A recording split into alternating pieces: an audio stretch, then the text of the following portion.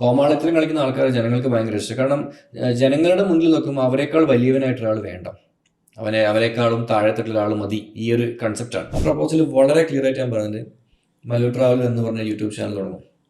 ഈ ചാനലിൽ ഞാൻ ഒരു കൊല്ലം കൊണ്ട് 50,000 ഫോളോവേഴ്സ് ആക്കും. ഞാൻ ഈ ട്രാവൽ ചെയ്യുന്ന വീഡിയോസ് ഒക്കെ അതിൽ അപ്ലോഡ് ചെയ്യും. എനിക്ക് ഒരു ദിവസം എനിക്കൊരു 5,000-10,000 വ്യൂവേഴ്സ് ഒക്കെ വരും. പക്ഷേ ആരും നമ്മൾ അക്സെപ്റ്റ് ചെയ്ത് റിജക്ട് ചെയ്തു. ഞാൻ കണ്ടിടത്തോളം ഏറ്റവും കൂടുതൽ ലൈഫ് എൻജോയ് ചെയ്യുന്ന ആഫ്രിക്കയിലെ മലയാളീസാണ്. റേസിസം ഉള്ള ഒരുപാട് കൺട്രീസ് ഉണ്ട്, ഒരുപാട്. ജോർജിയൊക്കെ ഭയങ്കര റേസിസാണ്. ഇവന്റെ യഥാർത്ഥ ക്യാരക്ടർ അവൻ അവിടെ അപ്പിട്ട് പോകാന്ന് പറഞ്ഞില്ലേ, അതുപോലെ കമന്റ് ബോക്സിൽ അപ്പിട്ട് പോക്കവൻ, അത് മരണം വരെ നാറ്റം അവിടെ ഉണ്ടാവും. അത് അവൻ മനസ്സിലാക്കുന്നില്ല. നമ്മുടെ കമന്റ് ബോക്സിൽ വന്ന് ആരെന്തിട്ട് പോയിക്കുന്നത് അത് നമുക്ക് വളാണേ. അവൻ അപ്പിട്ടുണ്ടെങ്കിൽ അതിന്റെ മുകളിൽ നമ്മൾ തൈ വെച്ചിട്ട് അതിൽ കായ് ഉണ്ടാക്കിയിട്ട് നമ്മൾ തിന്നും. പണ്ടൊക്കെ പേരൻസ് കുട്ടികളെ യൂട്യൂബൊക്കെ ഓപ്പൺ ആക്കുമ്പോൾ എന്താണെന്ന് വെച്ചിട്ട് ഒച്ചപ്പാടാക്കും. പേരൻസ് ഒരു സപ്പോർട്ടാണ്. കാരണം അവർക്കറിയാം ഇത് പൈസ ഉണ്ടാക്കാൻ പറ്റുന്ന ഒരു മേഖലയാണെന്നുള്ളത്. നമ്മൾ കഷ്ടപ്പാടും വരുവട്ടൊക്കെ മാറി കുറച്ച് ഫൈനാൻഷ്യലി സ്റ്റേബിൾ ആയപ്പം വീടൊക്കെ എടുത്തു, വണ്ടികളൊക്കെ വാങ്ങി, ദുബായിലേക്ക് ഷിഫ്റ്റ് ചെയ്തു, ബിസിനസ് സ്റ്റാർട്ട് ചെയ്തു. അപ്പം ഇതൊക്കെ ചെയ്ത യൂട്യൂബ് വരുമാനം കൊണ്ടാണോ? അതെ. ഇപ്പൊ നിങ്ങൾക്ക് മാത്രമല്ല, ഒരുവിധം എല്ലാ സോഷ്യൽ മീഡിയയിലും അത്യാവശ്യം ഫേമസ് ആയിട്ടുള്ള ആൾക്കാർക്കും ട്രോളുകൾ വരും. ഇപ്പൊ നിങ്ങൾക്ക് പറഞ്ഞ ഏറ്റവും എന്റെ അറിവില് കുറച്ച് ഫേമസ് ആയിട്ടുള്ള ട്രോളാണ് ഞാനും ഷബീറും. അത് ശരിക്കും നിങ്ങൾ വേറെ കാണുന്നത്. ഞാൻ എന്റെ കസിൻ സിസ്റ്ററും കൊണ്ട് മംഗലാപുരത്തിന്റെ ബൈക്കിന്റെ പുറകെടുത്ത് അവള് ഹോസ്റ്റലിൽ ഡ്രോപ്പ് ചെയ്യാൻ പോയത്. അതെടുത്തിട്ട് കണ്ടന്റ് ആക്കിയ ആൾക്കാരുണ്ട്. മല്ലു ട്രാവൽ സ്പോട്ടഡ് വിത്ത് ഗേൾ ഫ്രണ്ട് എന്നിട്ട്. ലൈഫിൽ ഫുൾഫിൽമെന്റ് ഫീൽ ചെയ്യുന്നുണ്ടോ? ലൈഫിൽ എനിക്ക് ഇനിയിപ്പോൾ ഇന്ന് മയ്യത്തായാലും എനിക്ക് സങ്കടമൊന്നുമില്ല.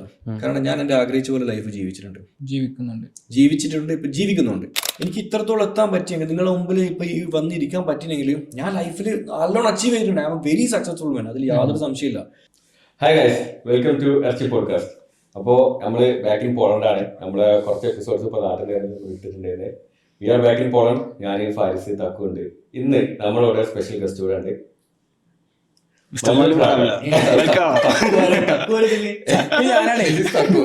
നല്ല പേര്. അപ്പോ മല്ലു ട്രാവലാണ് നമ്മുടെ കൂടെ ഉള്ളത്. അപ്പോ മല്ലു ഇന്നലെ ഇവിടെ പോളണ്ടിലെത്തി. നമ്മൾ ഇന്നലെ രാത്രി മീറ്റ് ചെയ്തു, കുറച്ച് പേര് സംസാരിച്ച്. അപ്പോ മല്ലു എങ്ങനെ പോളണ്ടിലെത്തി, അല്ലെങ്കിൽ എവിടുന്ന് ഇപ്പോൾ പോളണ്ടിൽ വന്നേ? ഞാൻ വേൾഡ് റൈഡിലുള്ളത്. നമ്മുടെ ഗോൾഡ് വിംഗിൽ 100 രാജ്യങ്ങൾ 2 വർഷം കൊണ്ട് കവർ ചെയ്യാൻ ആഗ്രഹമായിട്ട് ഇറങ്ങിയിട്ടുള്ളത്.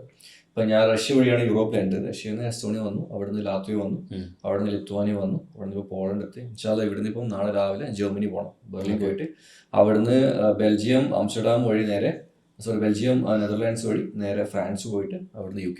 എങ്ങനെയുണ്ട് പോളണ്ട് കണ്ടിട്ട്? ഫസ്റ്റ് ടൈം അല്ലേ പോളണ്ട് കണ്ടിട്ട് കുറച്ച് ഡിഫറെന്റ് ആണ്. ഒരു ഡെവലപ്ഡ് കൺട്രി ആണെന്ന് തോന്നുന്നുണ്ട്. കാരണം ഇപ്പൊ വരുന്ന വഴിക്കുള്ള സ്ഥലങ്ങളിലാണെങ്കിലും ഇപ്പൊ ബിൽഡിങ്സും കാര്യങ്ങളും കമ്പയർ ഇവിടെ കുറച്ച് സ്കൈ സ്ക്രാപ്പേഴ്സ് വലുതല്ലെങ്കിലും കുഞ്ഞു കാണുന്നുണ്ട്. വലുതുണ്ട്. യൂറോപ്പിലെ ടോളസ്റ്റ് സ്കൈ സ്ക്രാപ്പർ പോളണ്ടിലാണുള്ളത്. അതെ, ഞാൻ പറയാം. പിന്നെ എന്താ പറയുക, നിങ്ങൾക്ക് പറഞ്ഞല്ലോ ഇവിടെ പോളണ്ട് കുറച്ചുകൂടി ഡെവലപ്ഡ് ആണ് നിങ്ങൾക്ക് തോന്നാനുള്ള റീസൺ ഞാൻ പറഞ്ഞ.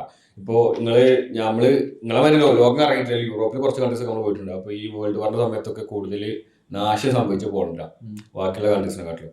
അപ്പോൾ പോളണ്ടിൽ ഇത് റീബിൽഡ് ചെയ്ത സമയത്ത് അവർ പുതിയ ബിൽഡിംഗ് കാര്യങ്ങളൊക്കെ റീബിൽഡ് ചെയ്ത് വന്നു. ബാക്കി സിറ്റീസിലൊക്കെ അത്ര നാശം സംഭവിക്കാത്തതുകൊണ്ട് ആ ബിൽഡിങ്സ് അതുപോലെ തന്നെ കീപ്പ് ചെയ്ത്. അതെ, അപ്പൊ അതുകൊണ്ടാണ് പോളണ്ടിൽ ന്യൂ ബിൽഡിങ്സും കാര്യങ്ങളൊക്കെ കാണാൻ പറ്റും. പോളണ്ടിൽ എസ്പെഷ്യലി വോഴ്സോല്, കാരണം ക്രാക്കോലൊക്കെ നമ്മളന്ന് പോയതല്ലേ. ക്രാക്കോലൊക്കെ പഴയ ബിൽഡിങ്സും ഒരുപാട്, പിന്നെ ഓൾഡ് ടൗൺ ഒക്കെ പഴയ രീതിയിൽ തന്നെ നല്ല രീതിയിൽ ഒരു കീപ്പ് ചെയ്യുന്നുണ്ട്. ഇവിടെയും പഴയ ബിൽഡിങ്സ് ഒരു കീപ്പ് ചെയ്യുന്നുണ്ട്. പക്ഷെ നാശനഷ്ടങ്ങൾ കൂടുതലായതുകൊണ്ട് പിന്നെ പുതിയ ടെക്നോളജിയും പിന്നെ ഡെവലപ്മെന്റ്സ് ഒക്കെയാണ് ഉള്ളത്. ഇവിടുത്തെ ഓൾഡ് ടൗണിൽ പോയോ? ഇല്ല, ഞാൻ പോയിട്ടില്ല ആക്ച്വലി. കാരണം ഇവിടുത്തെ ക്ലൈമറ്റ് എങ്ങനെയാണ് പോകാൻ പറ്റിയിട്ടില്ല. നല്ല മഴയത്താണ് ഞാൻ ഇവിടുന്ന് 700 കിലോമീറ്റർ വണ്ടി ഓടിച്ചു പോകുന്നത്. ലിത്വാനിയന്ന് പോളണ്ട് വരെ? അല്ല, ലാത്വിയന്ന്. ലിത്വാനിയ വഴി വന്നതാണ്. ഓക്കെ, ഇവിടുത്തെ ആൾക്കാരൊക്കെ എങ്ങനെയുണ്ട്? ഇല്ല, ഇപ്പം ഞാൻ ബൈക്ക് റൈഡ് ആയതുകൊണ്ട് തന്നെ എല്ലാവരും നല്ല റെസ്പെക്ട് ചെയ്യുന്നത്. ഇവിടെ പോയ ആൾക്കാർ നമ്മൾ വെൽക്കം ചെയ്യുന്നുണ്ട്, വിഷ് ചെയ്യുന്നുണ്ട്. വണ്ടിയിലൊക്കെ ഗ്ലാസ് ഒക്കെ താത്തിട്ട് ലൈക്ക് ഒക്കെ തരുന്നു. പോലീസുകാരൊക്കെ തരുന്നു. ഇവൻ ഞാൻ വരുന്ന വഴിക്ക് വണ്ടി ബ്രേക്ക് ഡൗൺ ആയിരുന്നു. ഫ്യൂൽ പാസിംഗ് ഇല്ലാത്തതുകൊണ്ട് വണ്ടി ഒന്ന് ബ്രേക്ക് ഡൗൺ ആയി. ചെറിയൊരു മഴയും നല്ല തണുപ്പൊക്കെ ആയിട്ട് ഒരു വയലിന്റെ അരികത്ത് ഇങ്ങനെ നിർത്തിയിട്ട് ഞാൻ വണ്ടി പണിതുകൊണ്ടിരിക്കുമ്പോൾ ഒരാൾ വന്ന് നിർത്തി സംസാരിച്ചു. അയാളെ ഹെൽപ്പ് ചെയ്തു. അയാൾക്ക് ഇംഗ്ലീഷ് അറിയാത്തതുകൊണ്ട് അയാളെ മോനെ കൊണ്ട് ട്രാൻസ്ലേറ്റ് ചെയ്യിപ്പിച്ചു. കൂടുന്നു. ലിത്വാനിക്കാരനായിരുന്നു. അയാളെ ബിസിനസ് കാർഡൊക്കെ തന്നിട്ട് പോയി, എന്തുകൊണ്ട് വിളിച്ചു എന്നൊക്കെ പറഞ്ഞിട്ട്. ആൾക്കാർ ഫ്രണ്ട്ലിയാണ്. അവരെപ്പോഴും ബൈക്കേഴ്സിനെ റെസ്പെക്ട് ചെയ്യും. നിങ്ങള് പക്ഷെ എനിക്കൊന്ന് ഫസ്റ്റ് വേൾഡ് ട്രിപ്പ് സ്റ്റാർട്ട് ചെയ്ത് നിങ്ങളെ ഫസ്റ്റ് വണ്ടി ആമിന, അതുമേലാണ് ഫസ്റ്റ് വേൾഡ് ട്രിപ്പ് സ്റ്റാർട്ട് ചെയ്തല്ലേ? പക്ഷെ അതെനിക്ക് കമ്മിറ്റ് ചെയ്യാൻ പറ്റിയിട്ടില്ല. കൊറോണ കാരണം അല്ലേ? അതെ, ഞാൻ അസർബൈജാനിൽ എത്തിയപ്പോൾ ബോർഡർ ക്രോസിംഗ് നടന്നിട്ടില്ല. വണ്ടി ഏകദേശം 1.5 വർഷത്തിലൂടെ സ്റ്റക്കായി കിടന്നു. അപ്പൊ അത് പിന്നെ അന്നൊരു ആഗ്രഹമായിരുന്നു. അപ്പൊ ആ ഒരു ആഗ്രഹമാണ് ഇപ്പൊ രണ്ടാമത് ഞാൻ ചെയ്യുന്നത്. പക്ഷെ ട്രാവലിംഗ് സ്റ്റാർട്ട് ചെയ്യണമെങ്കിൽ ആമിനല്ലല്ലോ, അതിന്റെ മുന്നിൽ സ്കൂട്ടറിലായിരുന്നു. ഞാൻ എന്റെ ലൈഫിൽ ഞാൻ ആക്ച്വലി മലയാളത്തിൽ മോട്ടോ വ്ളോഗിങ് എന്താണെന്ന് അറിയാത്തൊരു ടൈമിൽ നമ്മൾ സ്റ്റാർട്ട് ചെയ്ത് നോക്കിയത്. അപ്പോൾ ഞാൻ കേരള ടു കാശ്മീർ അടിച്ചു. അപ്പോൾ ആ സമയത്ത് അങ്ങനെ മലയാളത്തിൽ ആരും ഇങ്ങനെ ട്രാവൽ ചെയ്തിട്ട് വ്ളോഗ് ചെയ്യുന്നില്ലായിരുന്നു. അപ്പോൾ എൻ്റെ അടുത്ത് പൈസ ഒന്നും ഇല്ലായിരുന്നു. ഞാൻ 5000 രൂപ ഡൗൺ പേയ്മെന്റ് കൊടുത്തിട്ട് ഒരു ചെറിയ സ്കൂട്ടർ ലോൺ എടുത്തു. 48,000 രൂപയുടെ സ്കൂട്ടർ ലോൺ എടുത്ത് അതും ആ കമ്പനീൻ്റെ ഷോറൂമുകാരുടെ കൈയും കാലം പിടിച്ചിട്ട് 1000 രൂപ ഡിസ്കൗണ്ട് ഒക്കെ വാങ്ങിയിട്ടാണ് ഞാൻ വാങ്ങിയത്. അങ്ങനെ ആ വണ്ടിയിലാണ് ഫസ്റ്റ് മോട്ടോർ വ്ളോഗ്. ഇത് ദുബായിത്തെ ആ ലൈഫിന് ശേഷം, അതായത് ദുബായിൽ നിന്ന് സ്റ്റോപ്പ് ചെയ്ത് നാട്ടിൽ പോയതിനു ശേഷം. അല്ല, അപ്പോ ട്രാവലാണ് പാഷൻ, ഇതിന്നൊരു വരുമാനം കണ്ടെത്താൻ അതിനുള്ളൊരു മോട്ടിവേഷൻ എങ്ങനെ കിട്ടിയത്? ഞാൻ ആക്സിഡന്റ് ഒരു യൂട്യൂബർ ആയിരുന്നു. ഒരുപാട് ഇന്റർവ്യൂ ഞാൻ പറഞ്ഞ കാര്യം. ഞാൻ അങ്ങനെ യൂട്യൂബർ ആവണം എന്ന് വിചാരിച്ചിട്ട് ഞാൻ യൂട്യൂബർ ആവണം എന്ന് വിചാരിച്ച ഒരു വ്യക്തിയല്ല. ഫസ്റ്റ് ഓഫ് ഓൾ എനിക്ക് ട്രാവൽ ചെയ്യണമെന്നുണ്ടായിരുന്നു, പൈസയില്ല. അങ്ങനെ ഞാൻ ഓട്ടോമാറ്റിക്കലി യൂട്യൂബർ ആയിപ്പോയതാണ്. ഫസ്റ്റ് ഞാൻ ഇന്നിങ്ങനെ കുറച്ച് വീഡിയോസ് നോക്കുന്ന സമയത്ത് നിങ്ങളെ ഫസ്റ്റ് വീഡിയോ എനിക്കൊന്ന് നോക്കണം എന്നുണ്ടായിരുന്നു. അങ്ങനെയുള്ള ഫസ്റ്റ് വീഡിയോയിൽ നിങ്ങളൊരു ഹിച്ച് വീഡിയോ തോന്നുന്നു ഫസ്റ്റ് ചെയ്യുന്ന റിസർച്ച് വ്ളോഗിൽ. അപ്പോൾ നിങ്ങൾക്ക് ആ സമയത്ത് ലൈക്ക് ഒരു വിഷൻ ഉണ്ടായിരുന്നു, ലൈക്ക് ഇങ്ങനെ യൂട്യൂബിൽ യൂട്യൂബിൽ വീഡിയോസ് ഇടണം, എന്നിട്ട് അതിൽ നിന്ന് ലൈക്ക് ഒരു വ്ളോഗിങ് സ്റ്റാർട്ട് ചെയ്യണം, എന്നിട്ട് എവിടെ എത്തി നിൽക്കണം എന്നുള്ളൊരു വ്യൂ എന്തെങ്കിലും ഉണ്ടായിരുന്നു? ഒരു വിഷനോ കാര്യങ്ങളൊന്നും ഉണ്ടായിരുന്നില്ല. ഞാൻ നേപ്പാൾ ട്രിപ്പ് പോയി വന്നപ്പോൾ ഞാൻ പറയുന്ന കാര്യങ്ങൾ ആൾക്കാർ വിശ്വസിക്കും. ഇപ്പോഴും നമ്മൾ പറയുന്ന കാര്യങ്ങൾ ആൾക്കാർക്ക് വിശ്വസിക്കാൻ ഭയങ്കര പാടാണ്. കാരണം ഞാൻ അവരോട് ഇന്ന കാര്യം ചെയ്തെന്ന് പറയുമ്പോൾ ഇവൻ വെറുതെ തള്ളി മറിക്കുന്നത്. പക്ഷെ നമ്മുടെ ലൈഫ് നമുക്കറിയാം, നമ്മൾ അത്ര അഡ്വഞ്ചറസ് ആയിട്ട് നമ്മൾ ചെയ്യുന്നത്. അന്നങ്ങനെ പറഞ്ഞു, ആരും വിശ്വസിക്കുന്നില്ല. എന്നാൽ പിന്നെ എന്തെങ്കിലും ചെയ്യാന്ന് വെച്ചു. കുറച്ച് ബാഗും കുറച്ച് സാധനം കുത്തി കയറി ഒറ്റ വെള്ളം സിംഗപ്പൂരേക്ക് വിട്ടു. പോകുമ്പോൾ എത്ര കാശുണ്ട് എൻ്റെ കയ്യിൽ? 10,000 15,000 എനിക്ക് 10,000 20,000 ടോട്ടൽ എക്സ്പെൻസ് ആയിരുന്നു വിസന്റെ. പിന്നെ പോകുന്ന വഴിക്ക് ഒരുപാട് മലയാളികൾ ഡൊണേഷൻസ് ചെയ്തു. വിസന്റെ പൈസക്ക് ഒരുപാട് മലയാളികൾ സ്പോൺസർ, പൈസ ആയിട്ടില്ല, വിസ ഫീസും കാര്യങ്ങളൊക്കെ വരുമ്പോൾ US നിന്നും UK നിന്നും യൂറോപ്പിൽ നിന്നും ഓസ്ട്രേലിയ നിന്നൊക്കെ എനിക്ക് 5,000 രൂപ 6,000 രൂപ 10,000 രൂപ ഒക്കെ വന്നിട്ടുണ്ട്. ഒന്നും പ്രതീക്ഷിക്കാതെ വെറുതെ പ്രതീക്ഷിക്കാതെ എനിക്ക് അന്ന് വിസ സ്പോൺസർ ചെയ്ത ആൾക്കാർ. ആ സമയത്തേക്ക് മല്ലു ട്രാവലർ എന്ന് പറഞ്ഞ ഒരു ബ്രാൻഡ് ആളുകളിൽ എത്തിയിരുന്നു? ഇല്ല, എത്തിയിട്ടില്ല. ഞാൻ ആ ട്രിപ്പ് തുടങ്ങുമ്പോൾ 0 ആയിരുന്നു. ഞാൻ വീട്ടിൽ നിന്ന് ഇറങ്ങിയ ഒരു ഫസ്റ്റ് കാരണം ആ സമയത്ത് കേരളത്തിലെ ട്രാവൽ വ്ളോഗിംഗ് എന്നുള്ള ഭയങ്കര റെയർ ആണ്. അപ്പം സുജിത്ത് മാത്രമേ ഉള്ളൂ എന്റെ അറിവില്ല ആ ഒരു സമയത്ത്. 2008 യൂട്യൂബ് വ്യൂവേഴ്സും തന്നെ ആ സമയത്ത് കുറവാണ്. അത്ര ഉണ്ടാവില്ല. അതെ. അപ്പം ഞാനൊരു അഡ്വഞ്ചർ ട്രാവൽ വ്ളോഗിംഗ് എന്നൊരു കണ്ടന്റ്, ഒരു ഹിച്ചൈക്കിംഗ് എന്ന് പറഞ്ഞ ആൾക്കാർക്ക് ഭയങ്കര സ്ട്രേഞ്ച് ആയ ഒരു കാര്യം. അപ്പോൾ ലോറി കയറി ഒരാൾ ട്രാവൽ ചെയ്യുന്ന വീഡിയോസിൽ വന്നിട്ട് ആൾക്കാർക്ക് ഭയങ്കരമായിട്ട് ക്ലിക്ക് ആയി. അപ്പൊ എനിക്ക് ഫസ്റ്റ് 2-3 വീഡിയോസ് തന്നെ കയറി. അപ്പൊ ഞാൻ ഈ പറയുന്ന ലാവോസ് എന്ന രാജ്യത്തുമ്പോഴാണ് എനിക്ക് മോണിറ്റൈസേഷൻ സ്റ്റാർട്ട് ചെയ്തത്. അപ്പോഴേക്കും ഓൾമോസ്റ്റ് ഒരു 10-20-25,000 കണ്ട് ഫോളോവേഴ്സ് എനിക്ക് ആയെന്ന് തോന്നുന്നു. അല്ല, ഈ സമയത്തെ പിന്നെ നിങ്ങൾ പറഞ്ഞു ഓസ്ട്രേലിയയിൽ നിന്നും പല സ്ഥലങ്ങളിലും ആളുകൾ നിങ്ങൾക്ക് പല രീതിയിൽ സപ്പോർട്ട് ചെയ്തു തോന്നുന്നു. പിന്നെ ഇവരൊക്കെ പിന്നെ നിങ്ങളെ വീഡിയോസ് കണ്ട് അതുവഴി വന്ന ആളുകളാണ്, വീഡിയോസ് കണ്ടിട്ട് അവര് മെസ്സേജ് ആണല്ലേ? അത് ഞാൻ ചോദിക്കാൻ എന്താ വെച്ചാൽ ഇപ്പൊ പൊതുവെ ഇപ്പൊ ആളുകൾക്കൊക്കെ ഇപ്പൊ യാത്ര ചെയ്യണമെന്ന് ഭയങ്കര ആഗ്രഹമുള്ള ആളുകളാണ്. ഇപ്പൊ പൊതുവെ ഒരുപാട് ആളുകൾ യാത്ര ചെയ്ത് തുടങ്ങി. അപ്പൊ അങ്ങനെയുള്ള ആളുകൾക്കൊക്കെ ഇനീഷ്യലി തുടങ്ങുമ്പോൾ എങ്ങനെ ആയിരിക്കും എന്നുള്ളതും കൂടി അറിയാൻ വേണ്ടി ഞാൻ ചോദിച്ചത്. അപ്പോൾ നിങ്ങൾ വീഡിയോസ് അപ്ലോഡ് ചെയ്യാൻ തുടങ്ങി, പിന്നെ ആളുകളിലേക്ക് നിങ്ങളെ കണ്ടന്റ്സ് കൊടുക്കാൻ തുടങ്ങി. അങ്ങനെ അത് കണ്ടിട്ടാണ് ആളുകൾ എൻറ്റയർലി ഡിഫറെന്റ് ആണ്. ഇപ്പൊ എല്ലാവരും ട്രാവൽ ചെയ്യുന്നുണ്ട്. അന്ന് ആരും ചെയ്യാത്തൊരു സമയത്ത് ഒരു മലയാളി ചെയ്യുന്നത് കണ്ട് ആൾക്കാർ സപ്പോർട്ട് ചെയ്യുന്നു. ആ സപ്പോർട്ട് കൊണ്ടാണ് ശരിക്കും പറഞ്ഞാൽ അതാണ് എന്റെ ബേസ്. എന്റെ ഈ ഒരു ചാനൽ ഏറ്റവും ബേസ് ആണ്. ഇനിഷ്യൽ സ്റ്റേജ് എനിക്ക് കിട്ടിയ സപ്പോർട്ടും ആ ഒരു ഇതാണ്. അല്ല, ആ ഒരു കാലത്ത് മലയാളികൾക്ക് ലോകത്തിന്റെ പല ഭാഗങ്ങളും കാണാനുള്ള ഒരു അവസരം കൂടി. ഞാനൊക്കെ അത്രയും ലോ ക്വാളിറ്റി വിഷ്വൽസ് ആയിരുന്നു എന്റെ എഡിറ്റിംഗ് ഒന്നും എനിക്കറിയില്ല. ഞാൻ ചെയ്ത് പഠിക്കുന്നുണ്ടായിരുന്നു. ഒരു പൊട്ടിപ്പൊളിഞ്ഞ ലാപ്ടോപ്പും പഴയ ഒരു ക്യാമറ ഒക്കെ ആയിട്ട് ഇറങ്ങിയത്. എന്റെ ഫസ്റ്റ് ക്യാമറ എന്ന് പറയുന്നത് iPhone 6 ആയിരുന്നു. അപ്പം നമ്മളൊക്കെ അങ്ങനെ സ്റ്റാർട്ട് ചെയ്തു. ഒരു എക്സ്പീരിയൻസ് എഡിറ്റിംഗ് എന്ന് പറഞ്ഞാൽ നമ്മുടെ നാട്ടിലൊരു പ്രജിത്ത് പുള്ളിയുണ്ട്. പുള്ളി ഇങ്ങനെ ഞാൻ ചോദിക്കും എന്താ എഡിറ്റ് ചെയ്യണത്. പുള്ളിയാണ് എഡിറ്റിംഗ് പഠിപ്പിച്ചിരുന്നത്. പുള്ളിയുടെ ബർത്ത്ഡേ വിഷയം സ്റ്റോറി കിട്ടുന്നു. അപ്പം ഇപ്പോഴും എനിക്ക് എഡിറ്റിംഗ് അറിയില്ല, ടു ബി ഓണസ്റ്റ്. എന്റെ ചാനലിലേക്ക് വേണ്ട കാര്യങ്ങൾ മാത്രമേ എനിക്കറിയൂ. അവർ എനിക്ക് ഗ്രാഫിക്സ് എഫക്ട്സ് എല്ലാവരും എഡിറ്റിംഗിൽ അപ്ഗ്രേഡ് ആയപ്പോഴും ഞാൻ ഇപ്പോഴും പഴയ ഒരു സ്റ്റൈലിൽ തന്നെയാണ് പോണത്. അല്ല, ഞാൻ ഇവിടെ ഇപ്പോൾ നിങ്ങൾ പറഞ്ഞല്ലോ നിങ്ങൾ ദുബായിൽ നിന്ന് ലൈക്ക് ജോലി നിർത്തി വന്നിട്ടാണ് സ്റ്റാർട്ട് ചെയ്തത്. അപ്പോൾ സ്വാഭാവികമായിട്ട് നമ്മൾ ഒരു മുന്നിക്ക് ഫ്യൂച്ചർ ഒന്ന് കാണാൻ സമയത്ത് 0 ആയിരിക്കും. ലൈക്ക് ഒന്നുമില്ല, ഇനി എന്താ ചെയ്യാന്ന് അറിയില്ല. അപ്പോൾ ആ ജോലി വിട്ട് അതിൽ നിന്ന് പുറത്ത് ചാടി ഇങ്ങനെ ഒരു പാഷൻ അല്ലെങ്കിൽ ഈ ഒരു ഇഷ്ടത്തിനെ പിന്തുടരാൻ ഒരു ഫയർ ഉണ്ടായിരിക്കും സ്വാഭാവികമായിട്ട്, അല്ലെങ്കിൽ ഒരു പേടി ഉണ്ടാവുമല്ലോ. ഇപ്പോൾ ജോലി വിട്ടിട്ട് ഞാൻ അവിടെ വന്നു കഴിഞ്ഞാൽ വീഡിയോ സ്റ്റാർട്ട് ചെയ്ത് എന്തെങ്കിലും ആവുമോ, എന്താവും, എൻ്റെ ഫ്യൂച്ചർ എന്താവും, ഞാൻ എങ്ങനെ മുന്നോട്ട് ജീവിക്കും, നമ്മളെ ആഗ്രഹങ്ങൾ എങ്ങനെ നടത്തിയെടുക്കും. അപ്പോൾ അങ്ങനത്തെ കാര്യത്തിനെ പറ്റിയുള്ള തോട്ട് ഉണ്ടായിരുന്നു ആ സമയത്ത്? അല്ല, ഞാൻ ആക്ച്വലി ദുബായിൽ നിൽക്കുന്ന സമയത്ത് ഒരു 1 year ആയിട്ട് എൻ്റെ മൈൻഡിൽ ഡ്രീം ഉണ്ടായിരുന്നു, ഒരു മോട്ടോർ സൈക്കിളിൽ ലോകം മൊത്തം കറങ്ങണം. അപ്പോൾ എനിക്ക് ഓർമ്മയുണ്ട് ദുബായിൽ ഞാൻ എൻ്റെ ഫ്രണ്ട്സിൻ്റെ റൂമിലൊക്കെ പോയാൽ ഞാനിങ്ങനെ സംസാരിക്കും, ഞാനിങ്ങനെ പോകും, ഞാനിങ്ങനെ യൂറോപ്പ് പോകും, പോളണ്ട് പോകും, അല്ലെങ്കിൽ ജർമ്മനി പോകും, ഇങ്ങനെയൊക്കെ ബൈക്ക് എടുത്ത് ഇങ്ങനെ റൂട്ട് മാപ്പ് പറയും. അപ്പോൾ ഒരുത്തിന് അതൊരു ദിവസം വീഡിയോ എടുത്തിട്ട് വാട്സാപ്പ് ഗ്രൂപ്പിലിട്ട് എന്നിട്ട് എന്നെ ഇങ്ങനെ കളിയാക്കുക. അതേ ഒരു പൊട്ടൻ നമ്മുടെ റൂമിൽ വന്നിട്ട് ലോകം മൊത്തം ബൈക്ക് യാത്ര ചെയ്യുന്നത്. എനിക്കറിയാം, ഇപ്പോഴും എനിക്ക് ഓർമ്മയുണ്ട്. ഗ്രൂപ്പ് മെമ്പേഴ്സിന് എനിക്കറിയാം, പോസിറ്റീവിനെ എനിക്കറിയാം, കളിയാക്കി കിട്ടും. അപ്പം ഞാൻ അങ്ങനെ നാട്ടിലെ ഒരുപാട് കമ്പനീസിനെ ഞാൻ അപ്രോച്ച് ചെയ്തു, എനിക്ക് സ്പോൺസർഷിപ്പ് വേണമെന്ന് പറ്റും. അപ്പം നാട്ടിലൊരു ടുക്ക് കമ്പനി ഉണ്ടല്ലോ, ഒരു നാട്ടുകാരുടെ മൊത്തം ഫേവറേറ്റ് ബ്രാൻഡ്, ഞാൻ അവരുടെ അടുത്തൊക്കെ പോയി. അപ്പം എൻ്റെ അടുത്ത് ഇപ്പോഴും ആ ഒരു പ്രപ്പോസൽ ഉണ്ട്, ഒരുപാട് സ്പെല്ലിംഗ് മിസ്റ്റേക്കിൽ ഒരു പ്രപ്പോസൽ ഉണ്ട്. ആ പ്രപ്പോസൽ വളരെ ക്ലിയർ ആയിട്ട് ഞാൻ പറഞ്ഞത്, മല്ലു ട്രാവൽ എന്ന് പറഞ്ഞ യൂട്യൂബ് ചാനൽ തുടങ്ങും. ഈ ചാനലിൽ ഞാൻ ഒരു കൊല്ലം കൊണ്ട് 50,000 ഫോളോവേഴ്സ് ആക്കും. ഞാൻ ഈ ട്രാവൽ ചെയ്യുന്ന വീഡിയോസ് ഒക്കെ അതിൽ അപ്ലോഡ് ചെയ്യും. എനിക്ക് ഒരു ദിവസം എനിക്കൊരു 5,000-10,000 വ്യൂവേഴ്സ് ഒക്കെ വരും. അത് ആൾക്കാർ കാണും, വണ്ടിക്ക് മാർക്കറ്റ് ഇടുന്നൊക്കെ പറഞ്ഞ് ഞാൻ നീട്ടി വെച്ച് പാരഗ്രാഫ് കൊടുത്തിട്ടുണ്ട്. പക്ഷേ ആരും നമ്മൾ അക്സെപ്റ്റ് ചെയ്ത് റിജക്ട് ചെയ്തു. അപ്പം എനിക്ക് ഭയങ്കര വിഷമമായി. അപ്പം എൻ്റെ കയ്യിലാണ് പൈസയിലൊന്നുമില്ല, എനിക്കാണെങ്കിൽ ട്രാവൽ ചെയ്യണമെന്നുണ്ട്. അങ്ങനെയാണ് എന്നാൽ പിന്നെ പൈസയിലാണ് പോകാന്ന് വെച്ചു. സോ അങ്ങനെയാണ് ഫസ്റ്റ് ട്രിപ്പ് പോയത്. ആ ട്രിപ്പ് പോയി വന്ന് രണ്ടാമത് ഞാൻ ഇവർ അപ്രോച്ച് ചെയ്തു. ഇവര് പിന്നെയും മൈൻഡ് ചെയ്തു. പക്ഷെ അവർ കുറ്റം പറയാൻ പറ്റില്ല, അവരുടെ മുമ്പിൽ എന്താണെന്ന് അറിയില്ലല്ലോ, ഇൻഫ്ലുവൻസർ എന്താണെന്ന് അറിയില്ല, ഒന്നും അറിയില്ല, ബ്രാൻഡാണ്. അങ്ങനെയാണ് ഞാൻ 5,000 രൂപക്ക് ഒരു വണ്ടി എടുത്തിട്ട് 20,000 രൂപ താഴെ മാത്രം ചിലവായിട്ടില്ല. എനിക്ക് കാശ്മീർ പോയിട്ട് തിരിച്ചു വന്നു. ആ ട്രിപ്പ് പോയി വന്നു. പിന്നെയും ഞാൻ പോയി. എത്ര ദിവസത്തെ ട്രിപ്പായിരുന്നു? എനിക്കൊരു 10 ദിവസം എടുത്തിട്ടുണ്ട്. ഒരു സ്കൂട്ടർ എടുത്തിട്ട് എനിക്ക് അന്ന് ഓൾ ഇന്ത്യ ട്രിപ്പ് നെബീല ഒക്കെ ഉണ്ടായിരുന്നു. ഹോണ്ട ഡിയോ എടുത്തിട്ട് കറങ്ങി. നല്ല പയ്യൻ ആ സമയത്ത്. ഇപ്പം പയ്യനില്ല, വലിയ കളിക്കും. ആ സമയത്ത് ചെറിയ 10-18 വയസ്സുണ്ടായിരുന്നുള്ളൂ. അപ്പം അവനാണ് സ്കൂട്ടർ എടുത്ത് ഡിയോ എടുത്ത് ഇന്ത്യ മൊത്തം കറങ്ങി. പക്ഷെ അവന് വ്ളോഗ് ചെയ്തിട്ടില്ല. അവൻ ജസ്റ്റ് ഫോട്ടോസ് ഒക്കെ ഇടുമെന്നല്ലാതെ ചെറിയ ഏജ് അല്ലേ. പക്ഷെ ഞാൻ എന്താ വെച്ചാൽ വ്ളോഗ് എന്നുള്ള കൺസെപ്റ്റ് ഞാൻ സ്റ്റാർട്ട് ചെയ്തു. ഞാൻ ഹെൽമെറ്റ് ക്യാമറ ഒക്കെ ഫിറ്റ് ചെയ്ത് ഞാൻ വ്ളോഗ് ചെയ്യാൻ തുടങ്ങി. എനിക്ക് അറിയില്ലായിരുന്നു എങ്ങനെ വെക്കേണ്ടത്, ഞാൻ പഠിച്ചു വരുന്ന. പിന്നെ ഞാനത് ബാക്കിയുള്ളവർക്ക് പഠിപ്പിച്ചെടുക്കണം എങ്ങനെയാണ് ഹെൽമെറ്റ് ക്യാമറ ഒക്കെ ഉണ്ട്, എങ്ങനെ വ്ളോഗ് ചെയ്യുന്നത്. ലൈവ് വ്ളോഗായിരുന്നു. അപ്പോൾ അത് കഴിഞ്ഞ് പിന്നെയും ഞാൻ ഇവരെ അപ്രോച്ച് ചെയ്ത് പിന്നെയും ഇവർ തരുന്നില്ല. അങ്ങനെയാണ് എനിക്ക് TVS ഒരു സ്പോൺഷിപ്പാണ്. അന്ന് എനിക്കൊരു 3 ലക്ഷം രൂപ TVS മൊത്തം സ്പോൺഷിപ്പാണ്.